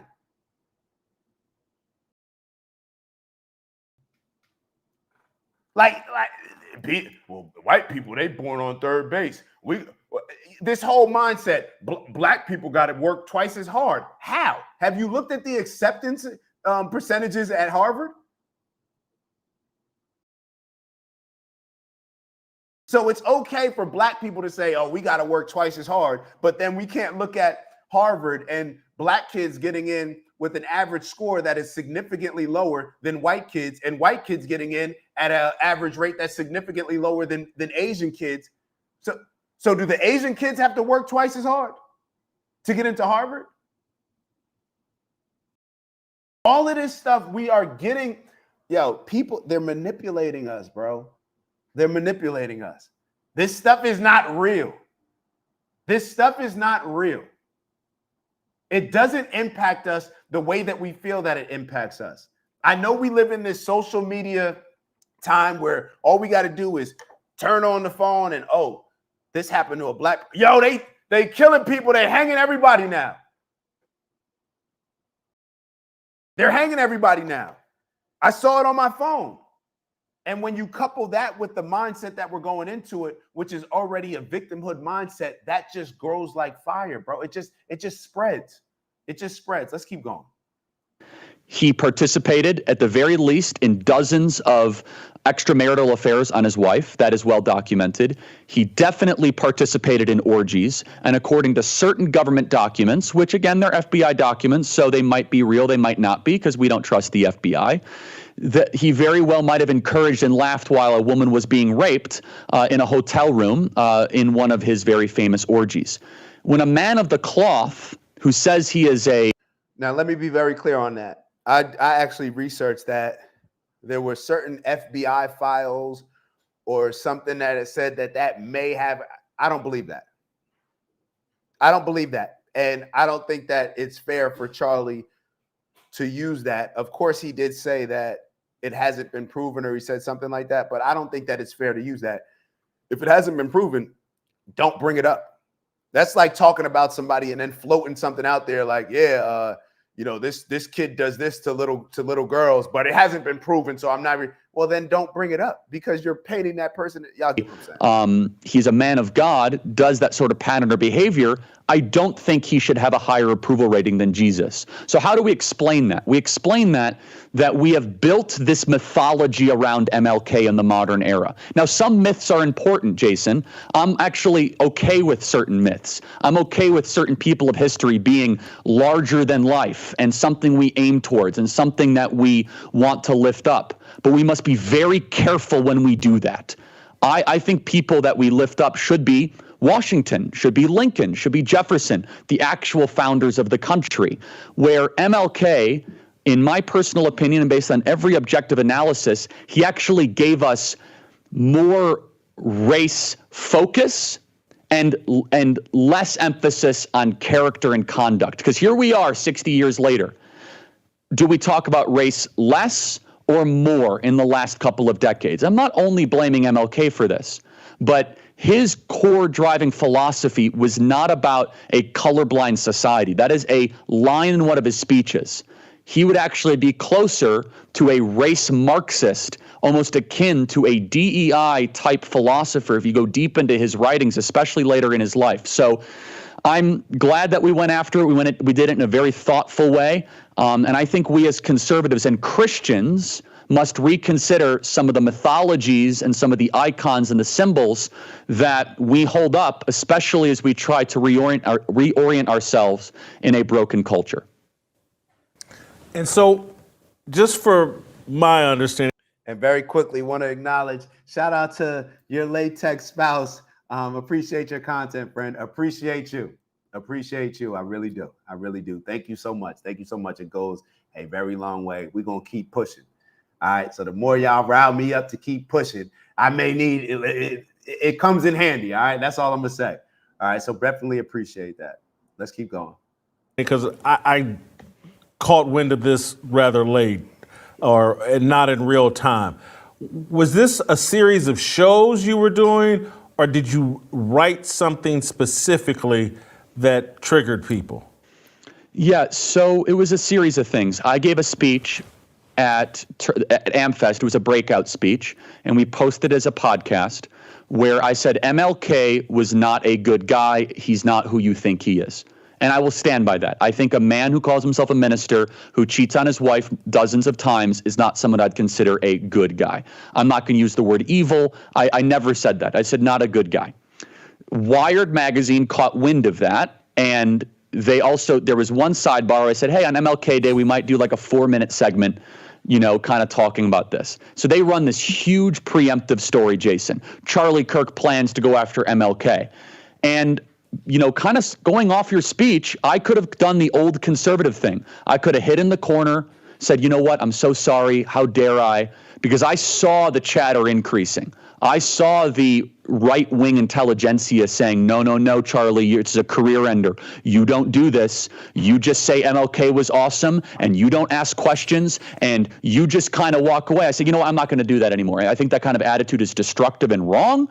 And we felt the pressure that day. We were getting text messages of people saying, Charlie, this is going to end your career. Charlie, you'll never be back in decent circles. And I said, you know what, honestly, I don't subscribe to that. I'm going to trust the Lord. I know what we're saying is true. We had some very good guests on. So we did an hour episode, Jason. That was it. We did a 1 hour episode, very factually, with Vince Everett Ellison, who's an amazing Black historian and author. He's excellent, who went through this. And then we had a conversation candidly with one of our producers where we talked about, hey, Civil Rights Act, good intentions. It's gone out of control. It should have been more minor in its legislative adjustments, and that was it. And the response was disappointing because some people, instead of dealing with the substance and or my very public track record of hating bigotry and racism and also associating with people of all sorts of different backgrounds, they started to call me racist.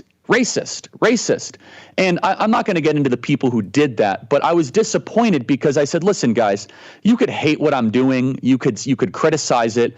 But if you're just going to throw the R word around like a Frisbee because I dare to question somebody who I consider to be a false idol of the modern cult of anti-racism, when in reality there are much better figures such as Billy Graham in the 1960s, who had a lot more to do with the passage of the Civil Rights Act, who gets no credit than Martin Luther King. People forget Billy Graham had White House Oval Office meetings. Billy Graham led the Crusades for a moral awakening, and he led a sterling life as far as being loyally married to his wife and lifting up what it means to be a solid Christian.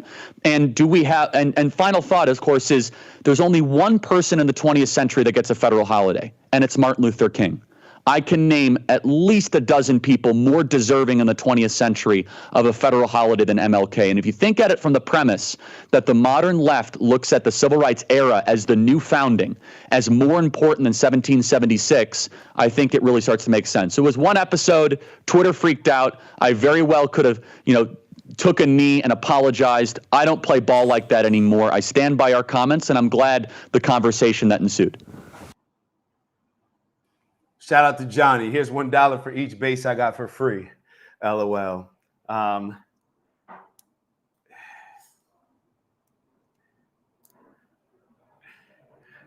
looking at Dion's comment. Dion, you do know that they went to great lengths to call Trump stuff out. I don't know if anybody's had the type of microscope put on them like a Trump.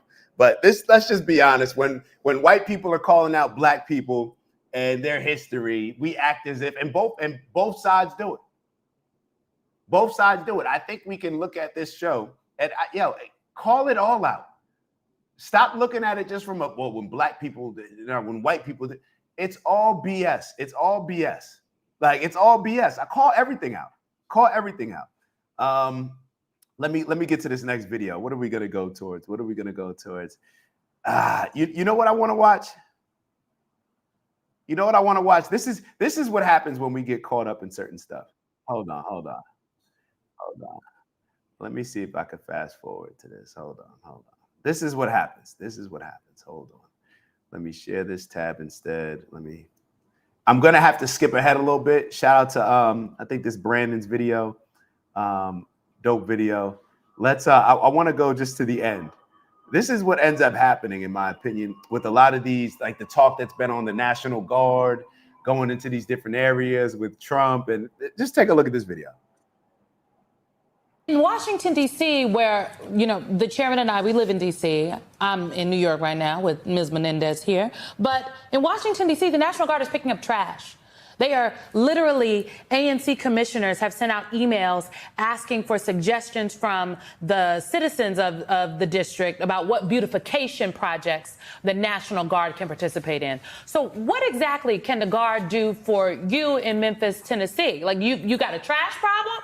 I thought some of the things that you have been working on in terms of working with the violence interrupters, talking to the gangs. Those kind of things are things that I'm familiar with, that you have been engaged on, that have worked to bring to try to get your arms around the issue of crime in your city. What is the National Guard going to do for you? And I'm asking in this way because I hear you saying it's your understanding they're coming, but what they gonna do when they get there? I'm only asking this way because I'm trying to paint the picture that the National Guard is pointless. And because they're working on beautification projects in Washington, D.C., that's proof that they're not needed there. This is the problem with these overly educated liberals who brag about their college degree but are void of any common sense. If the National Guard has time to work on beautification projects, that proves that their deterrence is working. There is so little crime in DC because the National Guard is there that the police department is easily able to handle what little bits of crime there are left. It would be like saying, why is the United States military so big and powerful? We're not even in a war. The fact. Let me fast forward real quick because I always love his commentary, but we just got to get to the video. She starts to get really, really frustrated. Well, I mean, we're still working to figure that out, but I certainly have a list of things that I think they could help with. We do have issues with blight in our community, and if there's a way for them to help support our team on that front, we have a deficit of about 300 to 500 officers that we need. And while they won't be serving in a law enforcement capacity, there may be things that they can do on major events and help coordinate traffic and things like that when we have big crowds, as we get into football season with the University of Memphis or Grizzlies game. So I think that as we have conversations, we can certainly find ways to use their support to back up the efforts of our Memphis Police Department and our Shelby County Sheriff's Department. She said, well, what the... They over here talking ish behind a news desk about Trump going into different communities and how racist it is. This is the problem. This is what all these politicians do. All these people that do not live in these communities, they say, oh, Trump going into this community, that's racist, that's this. You don't have to live in that community. You know what the people in that community feel? Let me not speak for them. Let's take a look at it. A car, you can't go to the grocery street. And, you know, it's just so dangerous that you can't get out of your car. You can't go to the grocery store. You can't go to the market or the service station. So, yeah, I want to see the crime stop.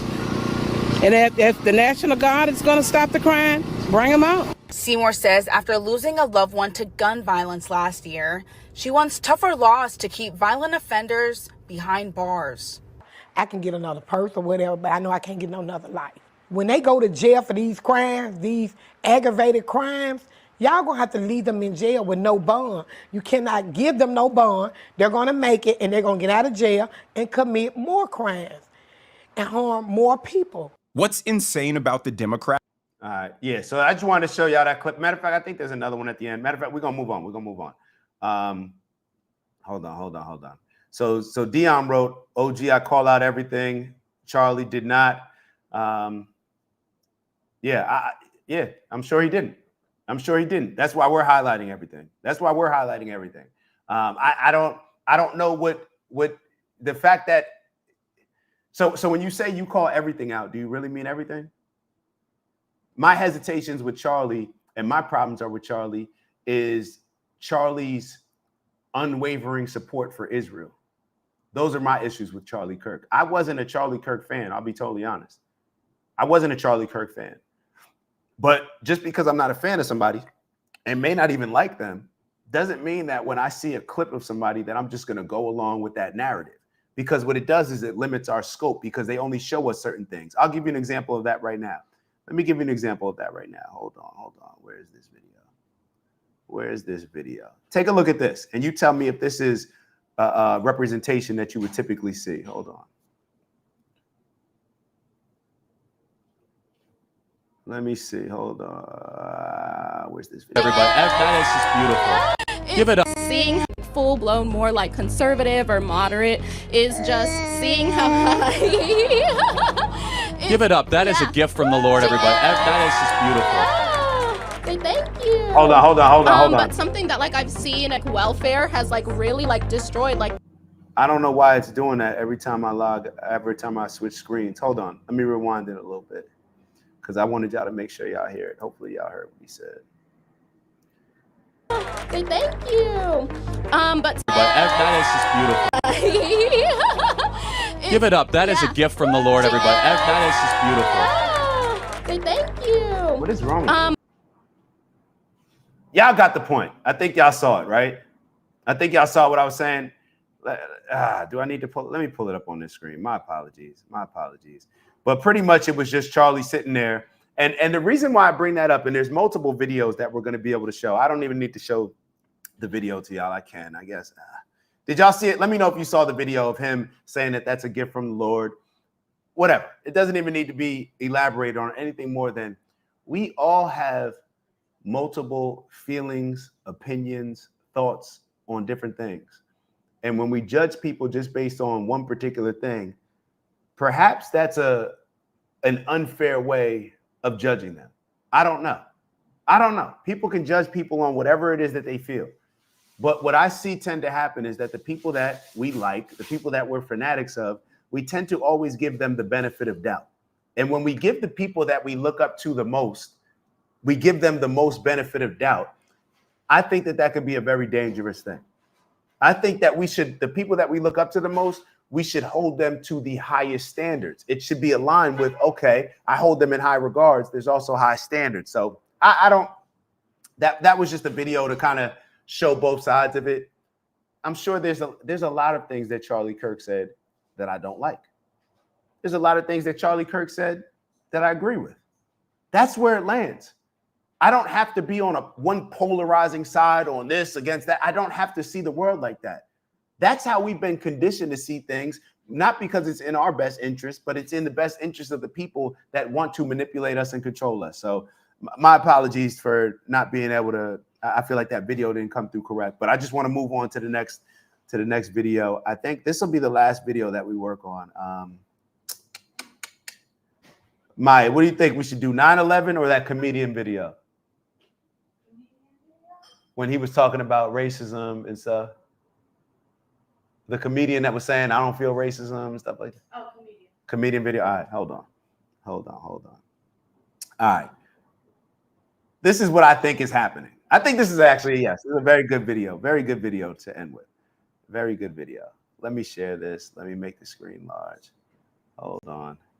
All right, let's take a look at this. And make sure y'all like, and subscribe. And hold on. See, I'm seeing the conversation. So Kira wrote, if everyone's conversations were filmed throughout their lives, everyone would be canceled. And Dion responded, hold on.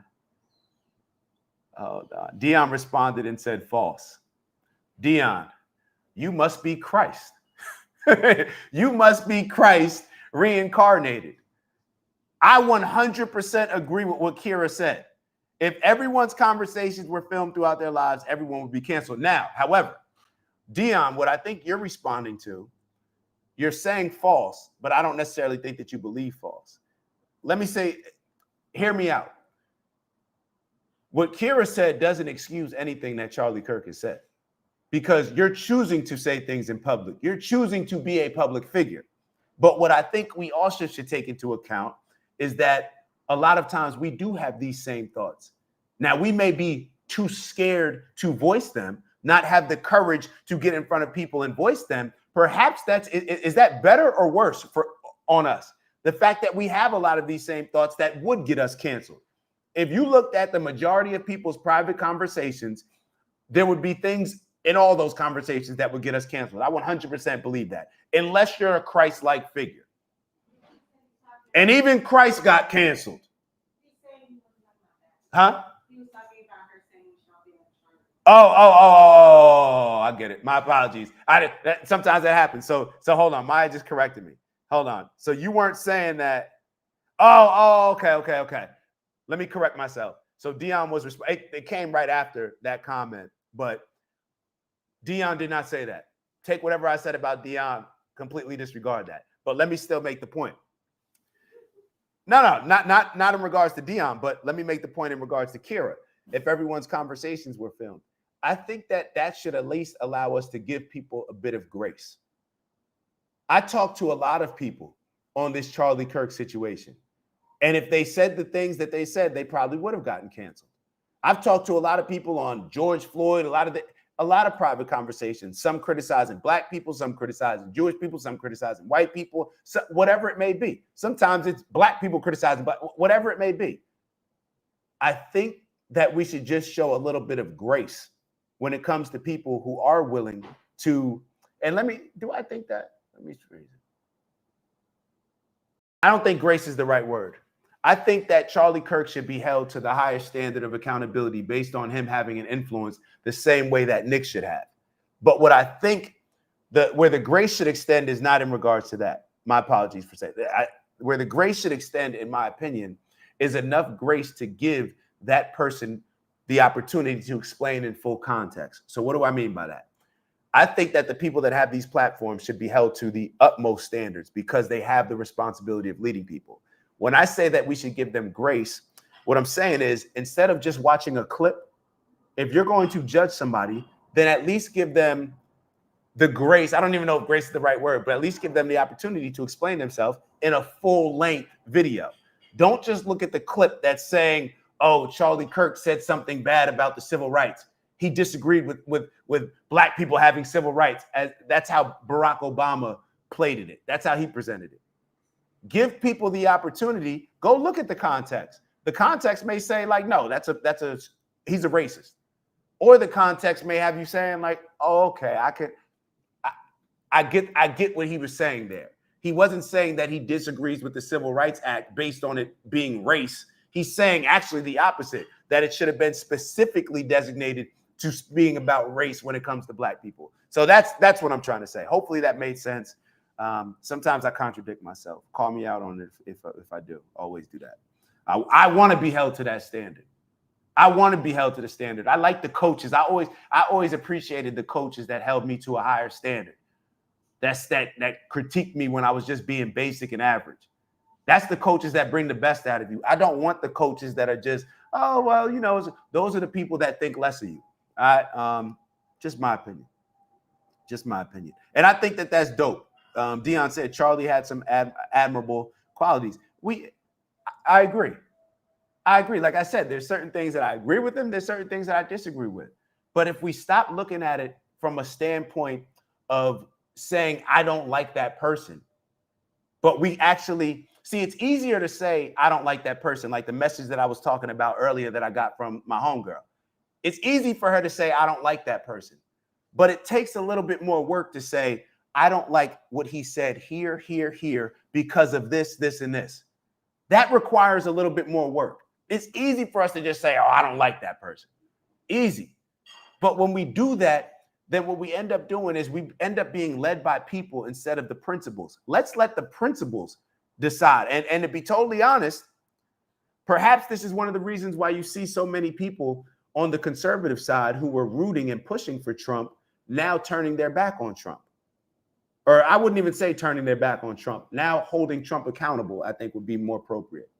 Marjorie Taylor Greene, she was the one out here pushing for Trump the most, right? But as soon as Trump violated the principles that were based on, that was the foundation of why she was rooting for him, she called him out.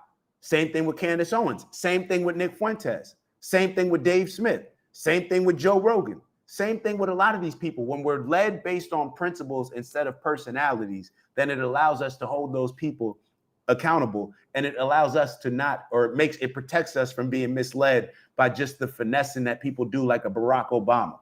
Barack Obama, he can, you know, I know Trump does the weed, but Barack Obama has so much gift of gab. He'll be telling us something where it's like, bro, you act as if you didn't do all these things. You act as if you did something for the black population. You act like you didn't deport more people than anybody else. You act like you didn't drop more bombs on it. You get what I'm saying? Let's keep going with the video. I think I'm over talking as I always do. Speaking of culture, you know, like we were just saying, there were 3 Jews sitting here. Have you felt the, are you feeling what? The fucking, we're back in the love? We're back. Center of attention again. I love it. Really? Oh, yeah. We were a joke before. Now we're taken seriously. Who else wants some? Who else wants some? You seeing the positive in this? Yeah, dude, we're fucking. He likes attention. Yeah, we're back. Before we were just some like joke, like I remember the tribe, like little light things. Now people take us seriously. Seriously? Go ahead, keep pushing the students. See when we push back. It's horrible. It's not horrible. It doesn't happen. It's statistically irrelevant. It should be on the news too much. None of it's really happening. Are you I've fucking been all kidding over the me? country. I've seen no actual anti-Semitism. Have you? You look Jewy. You walked around, people yelled Jew at you or something. I don't go out. Yeah, good point. The guy, maybe I should play that interaction again. I love the response. Whoever this Ari Schaefer, hopefully I'm pronouncing it correctly. I just came across him yesterday. Never saw him before from my recollection. I believe he may even be a comedian. Mike, can you actually look that up? Ari Schaefer? He's a comedian? All right, so he's a comedian. And I hear him speaking, and it's like, is he going to take the bait? This guy, Howie Mandel, or I don't even know which one is which, but the guy that I'm looking at right now, he's trying to place the conversation on, oh my God, look at all this anti-Semitism, huh? The bald head is Howie? Okay, the bald head is Howie. So look at how this anti-Semitism, it's so bad, like you can't even go anywhere. The fear-mongering. The fear-mongering. You know what fear causes and what fear-mongering causes, I should say? Fear-mongering causes us to be okay with Israel committing a genocide against Palestine. Fear-mongering thinks it's okay, or it makes us think that it's okay for Bibi Netanyahu to do a podcast and say, yeah, we're striking before people even strike us. If it's a threat, if we perceive it as a threat, then we'll be on the offensive. We actually think that this is the right thing to do because of the fear. This is what they did with 9/11. This is why Bibi Netanyahu, after 9/11, said that the best thing for Israel was 9/11. This is why Bibi Netanyahu, right after Charlie Kirk passed, came out and said certain stuff like Charlie Kirk was for Israel. He was this, that, because he's trying to control a narrative, because he knows that if you control the narrative, that it will excuse people, or it will allow people will excuse your bad behavior. People will forget that you're actually violating God's commandments, but you're doing it based on you being a Jew and having the Jewish state. You are choosing, you're doing it in the name of God. You're violating God's commandments in the name of God, and we all allow it. We all allow it because they've instilled in us enough fear that these Islamists, these radical Muslims, Bibi Netanyahu said they look at y'all as big Satan. They're going to come for you. He lied about them committing or trying to assassinate the president, all this. And I got away from the point. Bald head over here, he's talking about, yeah, it's so hard being outside. And then the guy asked him, like, is this your experience? Do you feel it? I don't go outside. I got to play it again because it just took away from it. My bad. Sometimes I talk too much. It's the live show. You know what it is? I do so many videos that are not live where I'm just interacting with the camera. And then when I actually get the opportunity to rock out with y'all, I get excited. The other videos I put out, I just let people talk and then I respond afterwards. It's usually a very calm response where I'm just, talking like this, I just like interacting. I like interacting. Horrible. It's not horrible. It doesn't happen. It's statistically irrelevant. It should be on the news too much. None of it's really happening. Are you I've fucking been all kidding over me? the country. I've seen no actual anti-Semitism. Have you? You look Jewy. You walked around, people yelled Jew at you or something. I don't go out. Yeah, good point. I don't go out. I yelled Jew at him this morning. Yeah. No. I think it's real. No. I think we got to take it seriously. I think what you're saying is wrong. No, it's being on the news. Are you familiar with the what's that app that tells you all the robberies in your neighborhood? Citizen app. Yeah. So before this app, everybody was having a great time in their neighborhood. And then suddenly all these housewives are like, there's a robbery every 20 minutes. I can't believe everything's going to shit. They're just aware of it suddenly, the small percentages. It's a little bit in colleges you don't go to. It's not there. It's statistically irrelevant. I go all over the country. I've never seen any anti-Semitism. Are you on a college campus? No, I'm not. Go over to USC today. I'm not on a college campus. Nobody I know is. Students are. They're just dumb. No, you're wrong. Oh, you're really wrong. You're really wrong.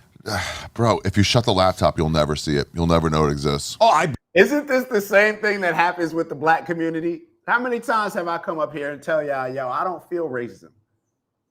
I don't feel it. Do I run into assholes? Do I run into mean people? Yeah, but I don't attribute it to just being racist. Like, because this group of people does it, it's racist. But then when a black person does it to you, it's not racist. Oh, wait, but that's racist too, because white supremacy and the programming is what makes the black people treat the black. Y'all get what I'm saying here? It's like, yo, I don't feel it, bro. Stop trying to convince me that I have all these racist things happening to me. Don't try to convince, like, this is what we do. This is what I mean when it says the victimhood. This is why I don't like any of this fear mongering. What is fear? Queez wrote it earlier. It's not even real, but it can impact us. It's something that's literally not real, but it can impact us. It can impact us more significantly than the things that are actually real. Think about that. Why are you trying to, if somebody says they don't experience racism or they don't experience anti-Semitism, and this is their perspective with them traveling the world, and you're in the house all day, why would you not listen to what they're saying? Like, why would you not even entertain it? No, you're wrong. You're wrong. Believe that you can hide from it. I believe that you can be out in the world, never saying a single thing. It's just a Citizen app. It's just another Citizen app thing. They're just pushing this thing, and all the Arabs feel attacked, and all the blacks feel attacked, and all the Asians feel attacked. So there's no anti-Semitism. There's no racism. It's statistically irrelevant. It's like getting a set over a set. It doesn't. It's not something that's even. It's less than 0.1%. It's. Hold up, man. Hold up, man. Hold up, man. Hold up. Shout out to my boy. Hold up, man. Hold on. I got to do something. I got to do something, man. Hold on, man.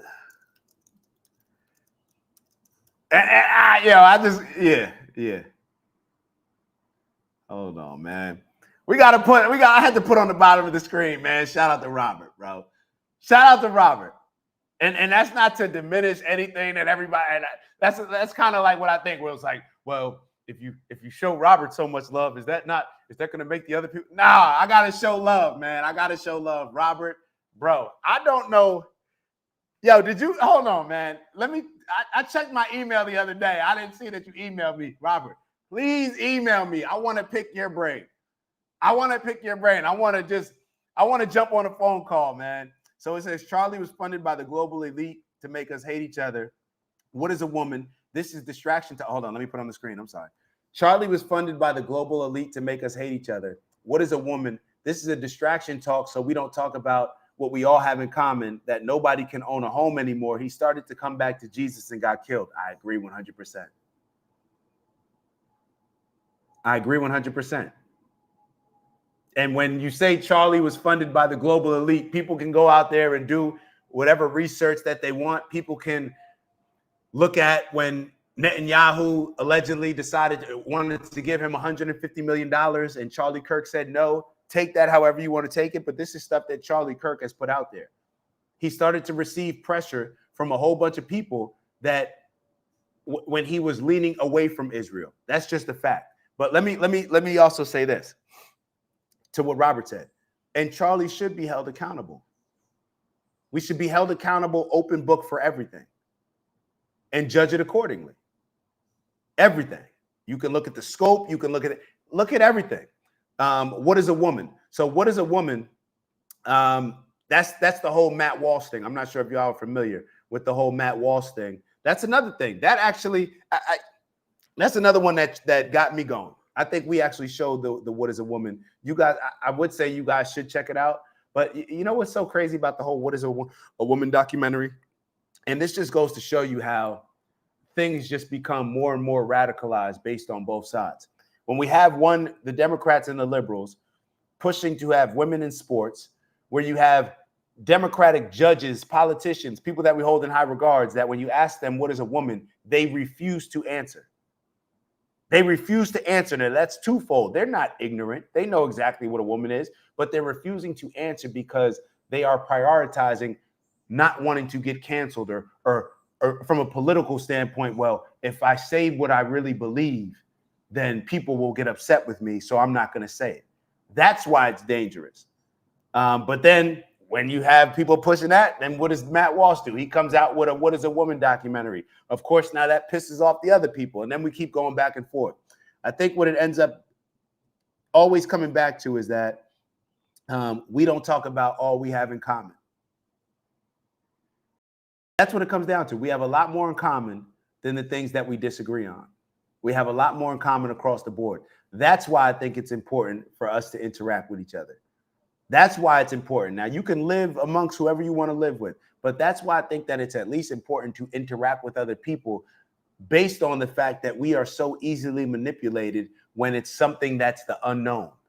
There's a certain level of fear that comes with that, and we become very lazy in accepting views on a particular group that we know nothing about, rather than actually doing the due diligence and having interactions with them. So he started to come back to Jesus and got killed. I don't think that anybody can disagree with that. I mean, he was moving back towards principles that I would say are more aligned with the Christian faith, and he ended up being killed. Now, I'm not saying that I don't know who killed him, but I don't need to know who killed him to call out Bibi Netanyahu trying to take advantage and politicize Charlie Kirk's death to have us looking at Israel in favor of them committing another genocide. I don't need that. I don't need Bibi Netanyahu coming here and trying to convince me that we should go to war with Iraq, where like 400 and something thousand of American soldiers died and 0 Israeli soldiers died with the war in Iraq. With that war that was very long. Look up the amount of people that died, Jewish people, Israelis. Look up the amount of Israeli people, Israeli military members that died in that war with Iraq. And then compare it to the amount of American soldiers that died. And who convinced us to even go to war in the first place? This is hey. Cat Gill said, we all know who did it. I'm being totally honest. If I really felt that a particular group, if I felt that Bibi Netanyahu did it, I would say it. But I can't, I haven't received it. I haven't gotten enough information to say that. I can't say that. I'll be totally honest. I think that it doesn't, the fact that we're even thinking about it, that's the problem. That's what I said the other day. The fact that it comes across as logical. The fact that we're thinking, the fact that Bibi Netanyahu has to go on TV and publicly say, I did not have any involvement in that, Israel did not have any involvement, that just shows that Israel is too involved in our politics. It just shows, forget who you think did it. Let's look at the actual problem. The actual problem is the reason why a lot of people believe that Israel may have done it is because we know how Israel is extremely impactful. They control a lot of our politicians on both sides. Democrats and Republicans say this. That AIPAC, which is the only lobbying group that doesn't have to register as being a foreign agent or foreign lobbying group, whatever it's called, they don't have to register as that, but they can lobby, pay politicians pretty much to get them to lean in whatever favors the Israeli mindset first rather than putting America first. That's what happens. Follow the money. What does Queez always say? All right, let's keep going. I took away from this interview. My bad. But let's continue to watch this a bit. Let's continue. We're less than 1.1% of the population. Jews. I thought we're 2. No. Yeah, we are. We are 2%. Yeah. Yeah. But yeah. People just be making stuff up. Listen to this exchange. So there's no anti-Semitism, there's no racism, It's statistically irrelevant. It's like getting a set over a set. It's not something that's even, it's less than 0.1%. We're less than 1.1% of the population. Jews. I thought we're 2. We are. We are 2%. Yeah. But I think that It's not. It's We're just, hated. Sure, by some, I guess, deep in the where they don't see us. Do you still have friends in Israel? We're hated. Yo. All right, let me give my little reminder. If you have Netanyahu running around, this is my dear Jewish people moment. Dear Jewish people, if you are truly concerned about people hating you, then perhaps it would be wise to call out Bibi Netanyahu, who as soon as he jumps on TV to discuss the genocide that he's committing or all the other the wars that he started, 500 children dying in Iraq, perhaps for Jewish people, you should call out Bibi Netanyahu for branding Israel as being the only Jewish state. Now, people will say, well, it is the only Jewish state. Well, if that's the case, and he's going to get on TV, and before everything he says, he gives the excuse of, well, we're the only Jewish state, then you can understand how people would attach Jewish people to the things that Bibi Netanyahu and Israel are doing. Now, is that fair? Is that unfair? I don't know. But that's just how it goes. The same way when we look at police. If I'm a part of a police organization, right? If I'm a police officer and the people in my, what is it called? The people on my team, right? The people in my district, the people in my precinct, they're committing violations. They're violating people. They're violating the law and violating U.S. citizens. And I'm aware of that. I can see it. And I choose not to say anything. And I choose not to speak up against it. Then it's understandable that I'm complicit in it in some ways, right? Or that at the very least, even if you don't say that I'm complicit, you can understand how somebody in the neighborhood, when you walk by, would look at you as being similar to the other people. Because that's the culture that has been created as far as your police department, right? The same way when Black people refuse to call out the worst things that impact our culture. If we don't call out the worst parts or something that is evil that people are doing in the name of us, you're committing these evil atrocities, Bibi Netanyahu, in the name of Jewish people. You're literally justifying all of these actions by saying it's because, well, we're the only Jewish state. So you don't have to do this for all the Jewish people. You don't have to do this, what I'm saying. But if you're truly concerned with anti-Semitism, if you're truly concerned with these things, then maybe the number one thing would be to separate myself from that, right? Just like if I had Hitler, if I was sitting next to Hitler, I would want people to know, like, hold up, Hitler feels this way, I feel this way. We're not the same. But when Hitler jumps up there and talks about it and says we, right? Let's say Hitler and we this panel. And I'm sitting here just going along with it, then I can understand how the audience would lump me into that category. Say something, call it out. And a lot of Jewish people are calling it out. Perhaps if more called it out, there would be a new understanding and not associating all Jewish people with the actions of Israel and Bibi Netanyahu. If I was a Jewish person, I'd be pissed off at Netanyahu. You're making it hard for us out here. The same way that I get pissed off when I see some ignorant nigga shit online. I would be pissed off. Excuse my language. I would be pissed off because it's painting us in a bad light. Now, something like a genocide, something that Bibi Netanyahu is claiming that he's the only Jewish state, but you're violating your God's commandments. Think about that. You're sitting up here saying that you are the only Jewish state, but you're violating the principles of Judaism and God's commandments. Miss me with it, bro. Miss me with it. This is all dumb. We sit back and always act like we can't connect certain dots that are just obvious to us. If people were allowed, it's like we get mad at people outside of our community calling out our stuff, right? We get mad at a white person calling out black stuff. Okay, cool. They should worry about their own stuff. All right. Well, if they should worry about their own stuff, then I'm assuming that we should worry about our own stuff. But black people don't call out the stuff in the black communities. How do I know that black people don't call it out? That's not the popular opinion. Matter of fact, when I say certain things, people get upset. You're an Uncle Tom, you're this. All right, cool, I'll be all those things. But I'm calling out the issues in the community. Who really cares about the community? The people that call out the problems that are impacting the community, or the people that only look at it from a standpoint of when white people do it? Does Black Lives Matter really care about black lives?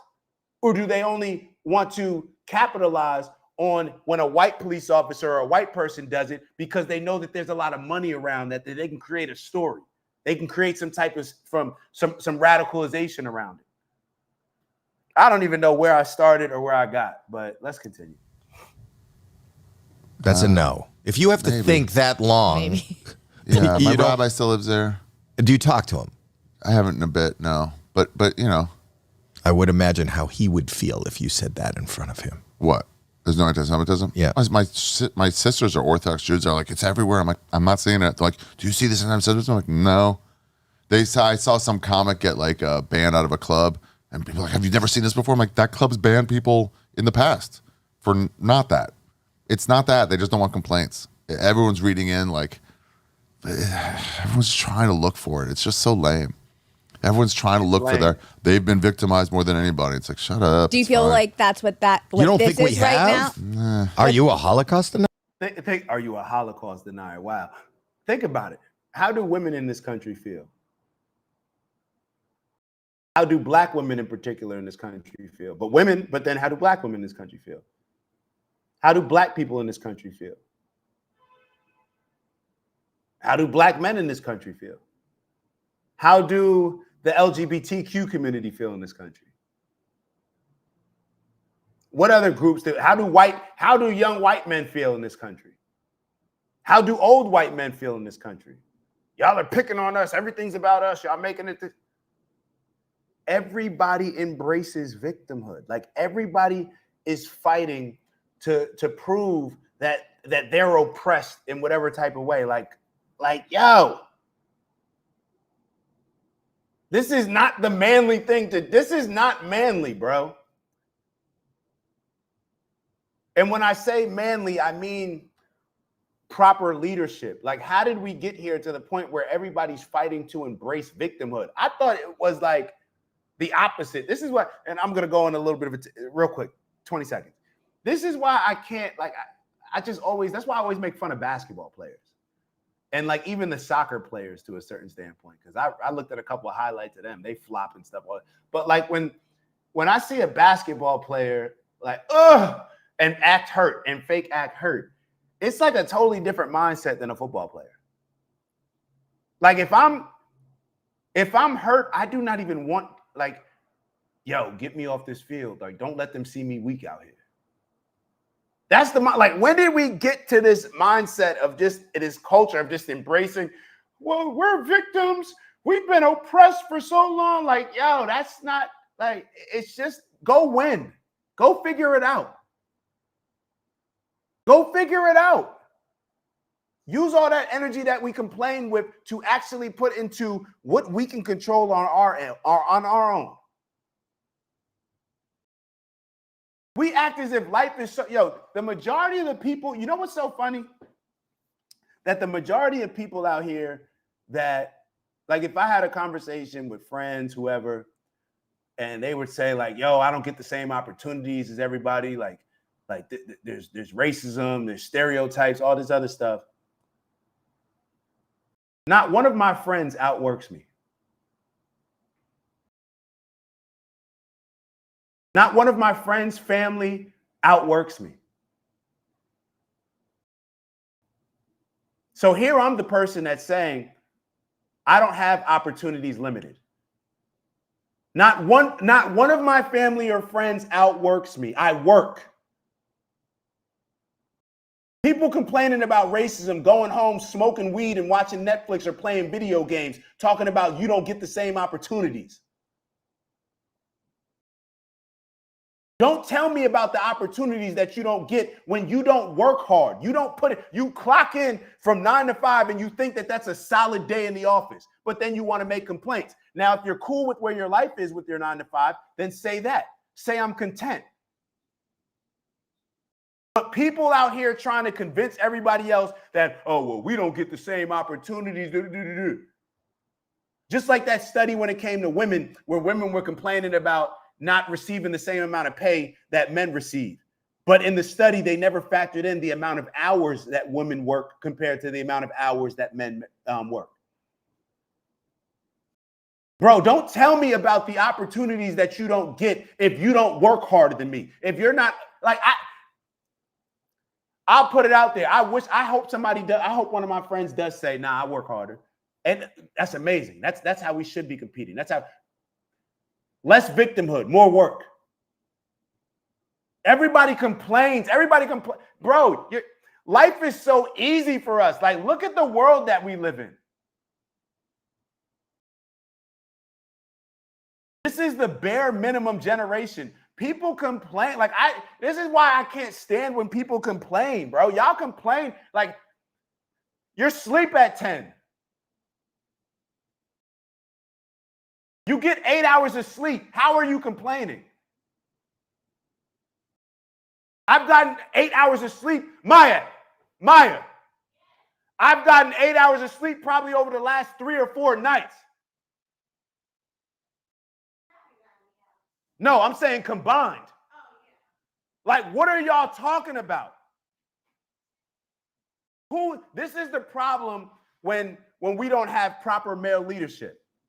There's a certain level of entitlement and when you mix the lack of male leadership and then the victimhood, we start to feel entitled to stuff. Stop it, bro. Like, and the reason why I care so much about it is because we limit ourselves. We limit ourselves. Be obsessive with something. When's the last time that you obsessed over something? The only way that I've ever been able to be successful at anything in my life is to obsess over it. I don't have any special qualities. I'm just willing to work longer, harder, smarter, figure it out more than you. That's it. So how does somebody with that mindset not feel like racism is impacting them, that they have all these opportunities taken away from them? How do I have that mindset? But then the people that don't work hard, the people that do bare minimum, the people that just feel entitled to certain things rather than actually having to go out there and compete, they're the ones telling us that, oh, the world's racist. Yeah. Come on, man. Like, stop. It's corny. It's not manly. Look for it. It's just so lame. Everyone's trying to look for they've been victimized more than anybody. It's like, shut up. Do you feel like that's what You don't this think we is right have? now? Are you a Holocaust denier? It's been a while. Yeah, the Holocaust is real, but like walking around, it's like, what are we talking about? Same thing the Palestinians say, like, every day's a fucking genocide for us. Like, all right, guys, everybody with these fucking platitudes. Relax, shut up. It's a fucking Jewish guy and a Palestinian guy in front of a cop station in New York fighting and getting arrested. And none of you are making an actual difference. You're just doing your dumb rallies. Well, I don't know that the rallies are making a difference. It doesn't make any difference. It's just riling people up. It's just like, who's on a college campus that you know? How many of your subscribers are on college campuses? It's like, not many. It's just, you shut the laptop, go outside. It's a beautiful day. Educated people are not interested in Howie Mandel says, in smelly belly buttons. In Ari Shafir's shit-filled belly button. But I mean, like, is the stuff actually out there? Like, no, it's just the Citizen. It's a version of the Citizen app online. People are looking for, like, it's terrible right now. I'm like, I don't know what you're talking about. My friends from England was like, they can arrest you now if you say the wrong thing, if you attack the government. I'm like, has that happened, though?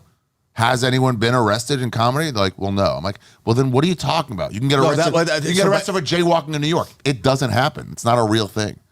Right, but that you're using an extreme to. All right, I don't know if I'm taking this out of context. Please let me know what community, if I am. But I don't know. Maybe y'all can help me out. there's no work. Who's this guy talking to? I'm assuming that you're referring to me.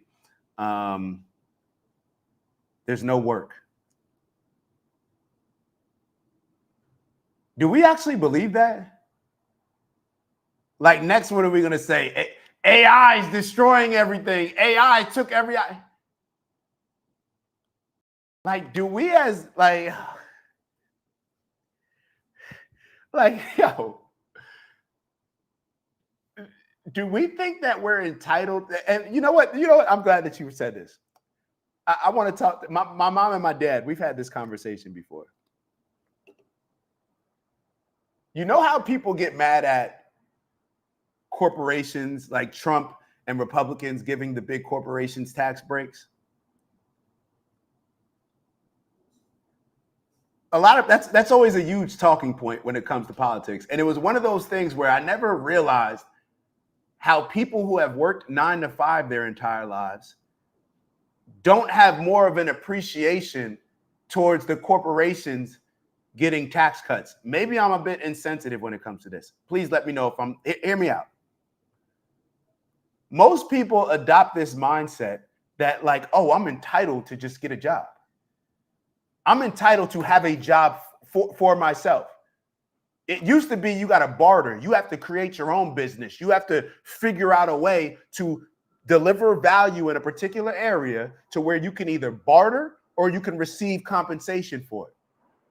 But we've become so lazy in our mindset where it's like there's no work. The fact that people, and this is, let me get back to the whole 9 to 5 thing. People that work a 9 to 5 get their paycheck every couple weeks, however so often.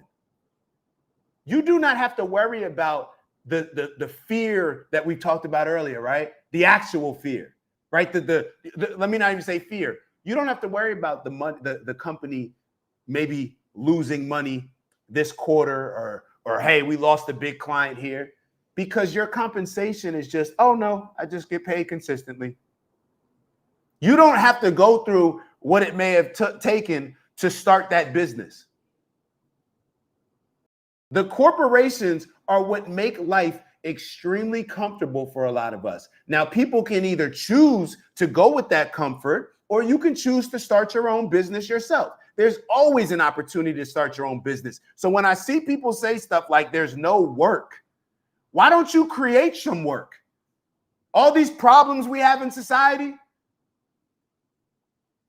create some work. Figure out a problem that you have with the world. I'm pretty sure, based on most people who would have the mindset that there's no work out here, then how about you create something? That sounds like a problem. What are businesses supposed to be? Businesses are supposed to be solutions to problems, right? So it sounds like you've identified a problem. There's no work. Okay, how about the answer is you start a business? Are you willing to do that?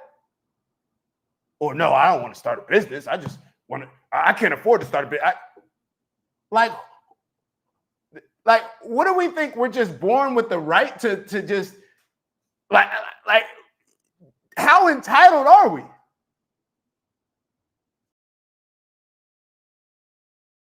How entitled? This is what I mean when I say people are lazy. People are, I'm sorry, bro. I'm tooting my own horn, yo. I'm tooting my own horn right now. We've done this show for 3 years, haven't received $1. Do you know how many hours it goes into having this show? If I'm on for 2 hours, then it probably takes about 8 hours to prep altogether. Altogether, when I look at the videos that I'm reviewing throughout the day, throughout the week.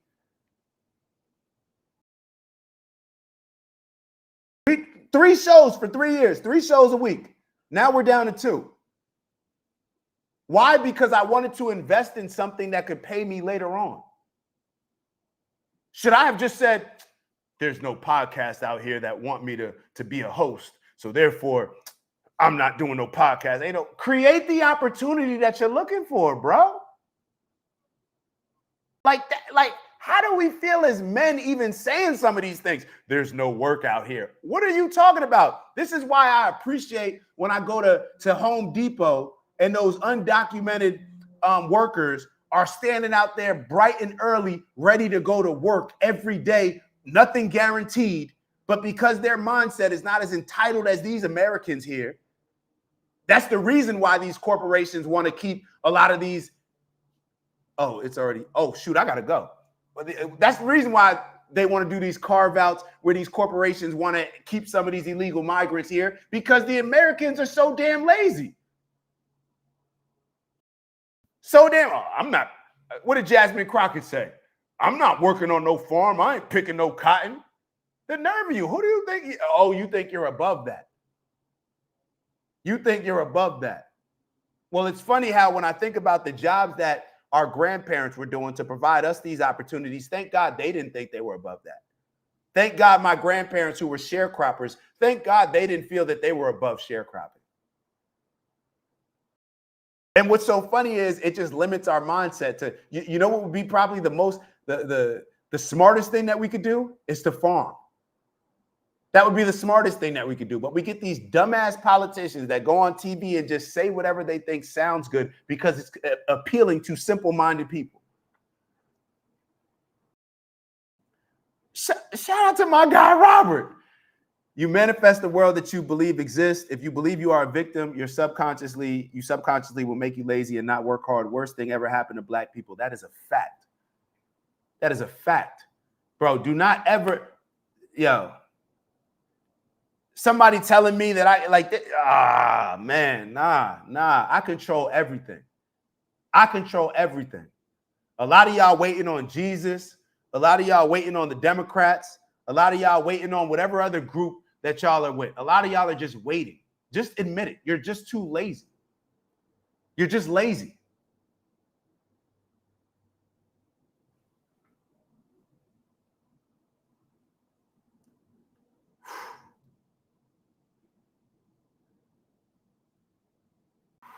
Oh my God, here come the excuses. Try to become a farmer without inheriting land. You know what, Night Chicker? I'm going to show you the difference between you and I. Okay, I will. You said try to become a farmer without inheriting land. Okay, I will.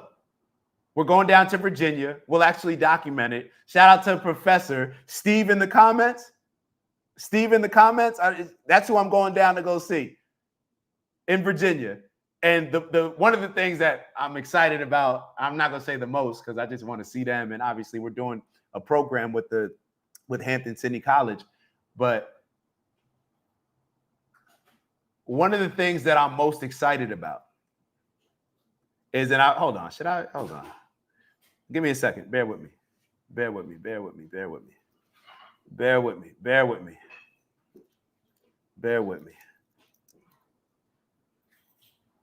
One of the things that I'm excited, I was going to try to show y'all some of the pictures that they sent me about a property down there. One of the things that we're excited about the most is going down there, looking at pieces of land off grid and trying to develop it. Because Steve in the comments, this is the difference between, oh my God, this is all happening for a reason. So Night Chicker, Steve, I don't know if you could tell me whether you inherited land or anything like that. I don't know.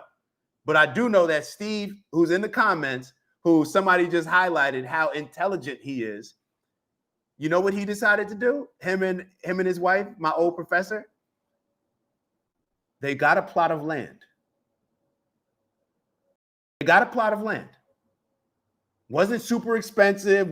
Look, we can afford certain things. We can afford the things that we want to afford. Got a plot of land and decided to build their own tiny home. First, I believe that they were living in something smaller, maybe like a trailer. And my apologies if I shouldn't have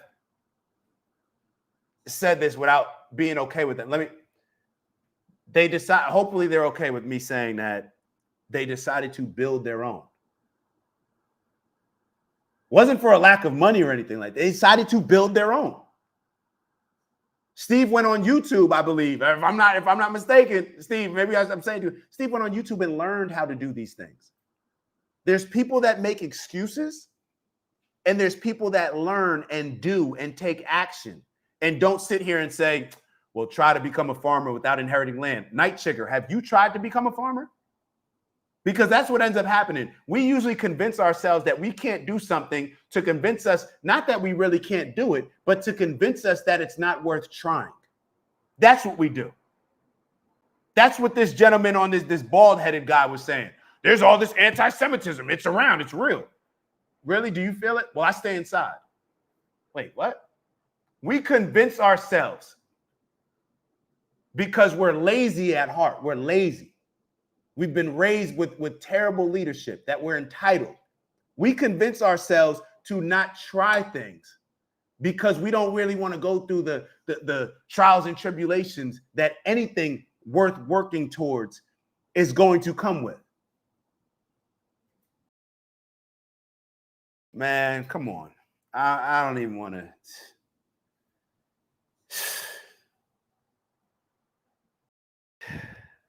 Skig, you got any final words?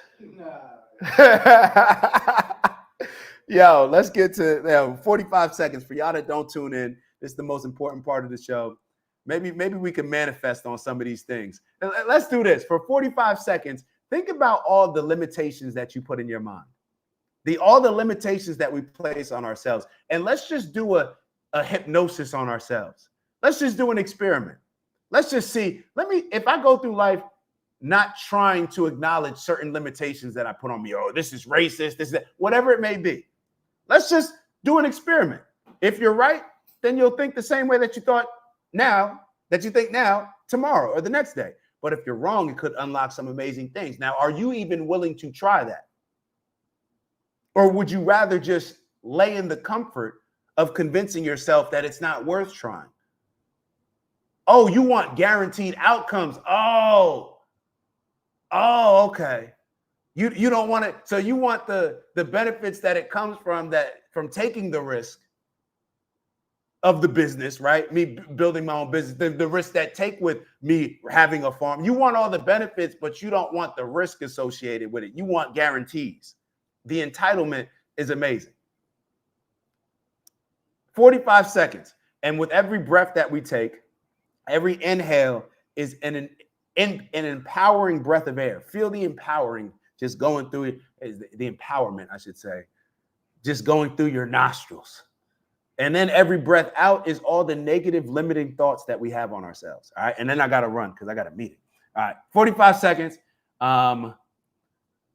Starting now. Close your eyes if you're in a safe place, or don't.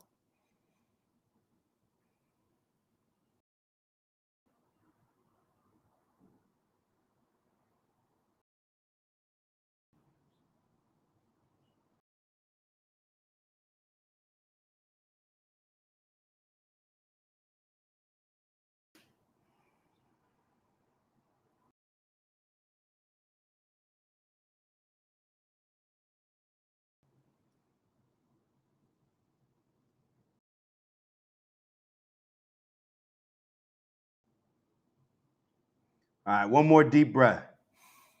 Inhaling. Exhaling. My big bro Steve said, one does what one is motivated to do. All that energy that we put into limiting ourselves, put it into motivate. Huh? What? Like, why would you do that? Oh. That's why she did it. Oh, all right, I got you. Your latex spouse. Yo. Thank you. Y'all are encouraging me. Yo, imagine, like, didn't y'all have childhoods? Don't y'all remember Peter Pan? Like, the whole point around Peter Pan, when you think positive thoughts, you fly, you soar. But if you think negative thoughts, then you're just going to be stuck in the ground. Like, don't y'all believe? Like, yo, we learned all this stuff. We used to think that we were superheroes, had superhero capabilities. At what point did we allow life or certain factors in life to change that mindset? Why do we think that we're limitless? What can we not do? I feel bad for people that don't have this mindset.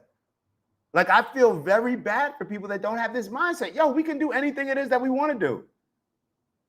But are we willing to sacrifice for it? So, y'all know what we come here to do. Elevate on purpose. Shout out to your latex spouse again. Appreciate that. And We're here to elevate on purpose, both from an intentional standpoint, raising our standards to become the best leaders we can become that are obviously needed now more than ever, and to up our standards to grow into the people that we need to grow into. So therefore, we won't have these limited beliefs, these limited thoughts. We will only see we will only see the unlimited potential that we have, rather than worrying about the challenges. Oh, well, this is hard here or off. So what? A challenge is, don't we realize that we learn the most valuable lessons through challenges? Don't we realize that when somebody starts their own business and that they go through the most, they have an amazing story, that's what they make the movies off of, not the people that just won from the jump and didn't go through any trials and tribulations? Don't we realize that when you go through certain things, those are the lessons that you can then package up, put it in a package, and then sell to other people because you're bringing value to their lives? Onward and upward, strength and honor. Get to the bag, man. When I say get to the bag, I'm not talking about just money. I'm not even talking about money for me in particular. What I'm talking about is all the little things, and I say little with air quotes, that are going to make sure that we're aligned with the proper trajectory to pursue our purpose as we strive for purposeful abundance, all right? What is going to be our personal legend? What is going to be the impact that we make on this world? Are we going to be a victim, or are we going to be a victor? All right? Are we going to be a victim, or are we going to be a victor? Whatever we think that we're going to be will probably be right.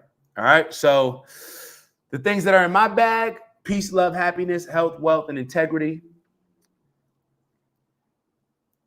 And as I laugh when I say balance, an obsessive balance. Matter of fact, I'm going to stop saying the balance is, matter of fact, when I say balance, I got to be very clear. You have to earn the opportunity for balance. Too many people want to go into opportunities. It's like somebody that just starts playing sports and they have this balanced mindset of, oh, well, I'm going to, take off this day and, practice. No, you need to be obsessive and practice every single day. Then when you're obsessive and you're getting better and your coach is saying like, hold up, bro, you're doing a little too much. Now you've earned the opportunity to present some balance in your life. Stop it. We don't work hard. We don't do much. We're bare minimum. This is the generation that we just felt comfortable being in. And that's what we lean into. So I'll see y'all soon. Man, I love y'all. I appreciate y'all. Thank y'all for continuing to just keep pressing and to just keep rocking with me. I really appreciate y'all. I really appreciate y'all.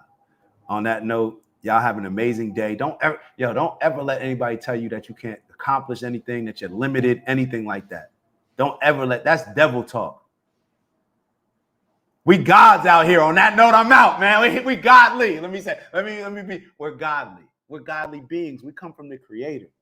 We are the ultimate being that the Creator can. Come on, man. Come on, bro. Yo. I'll see y'all soon.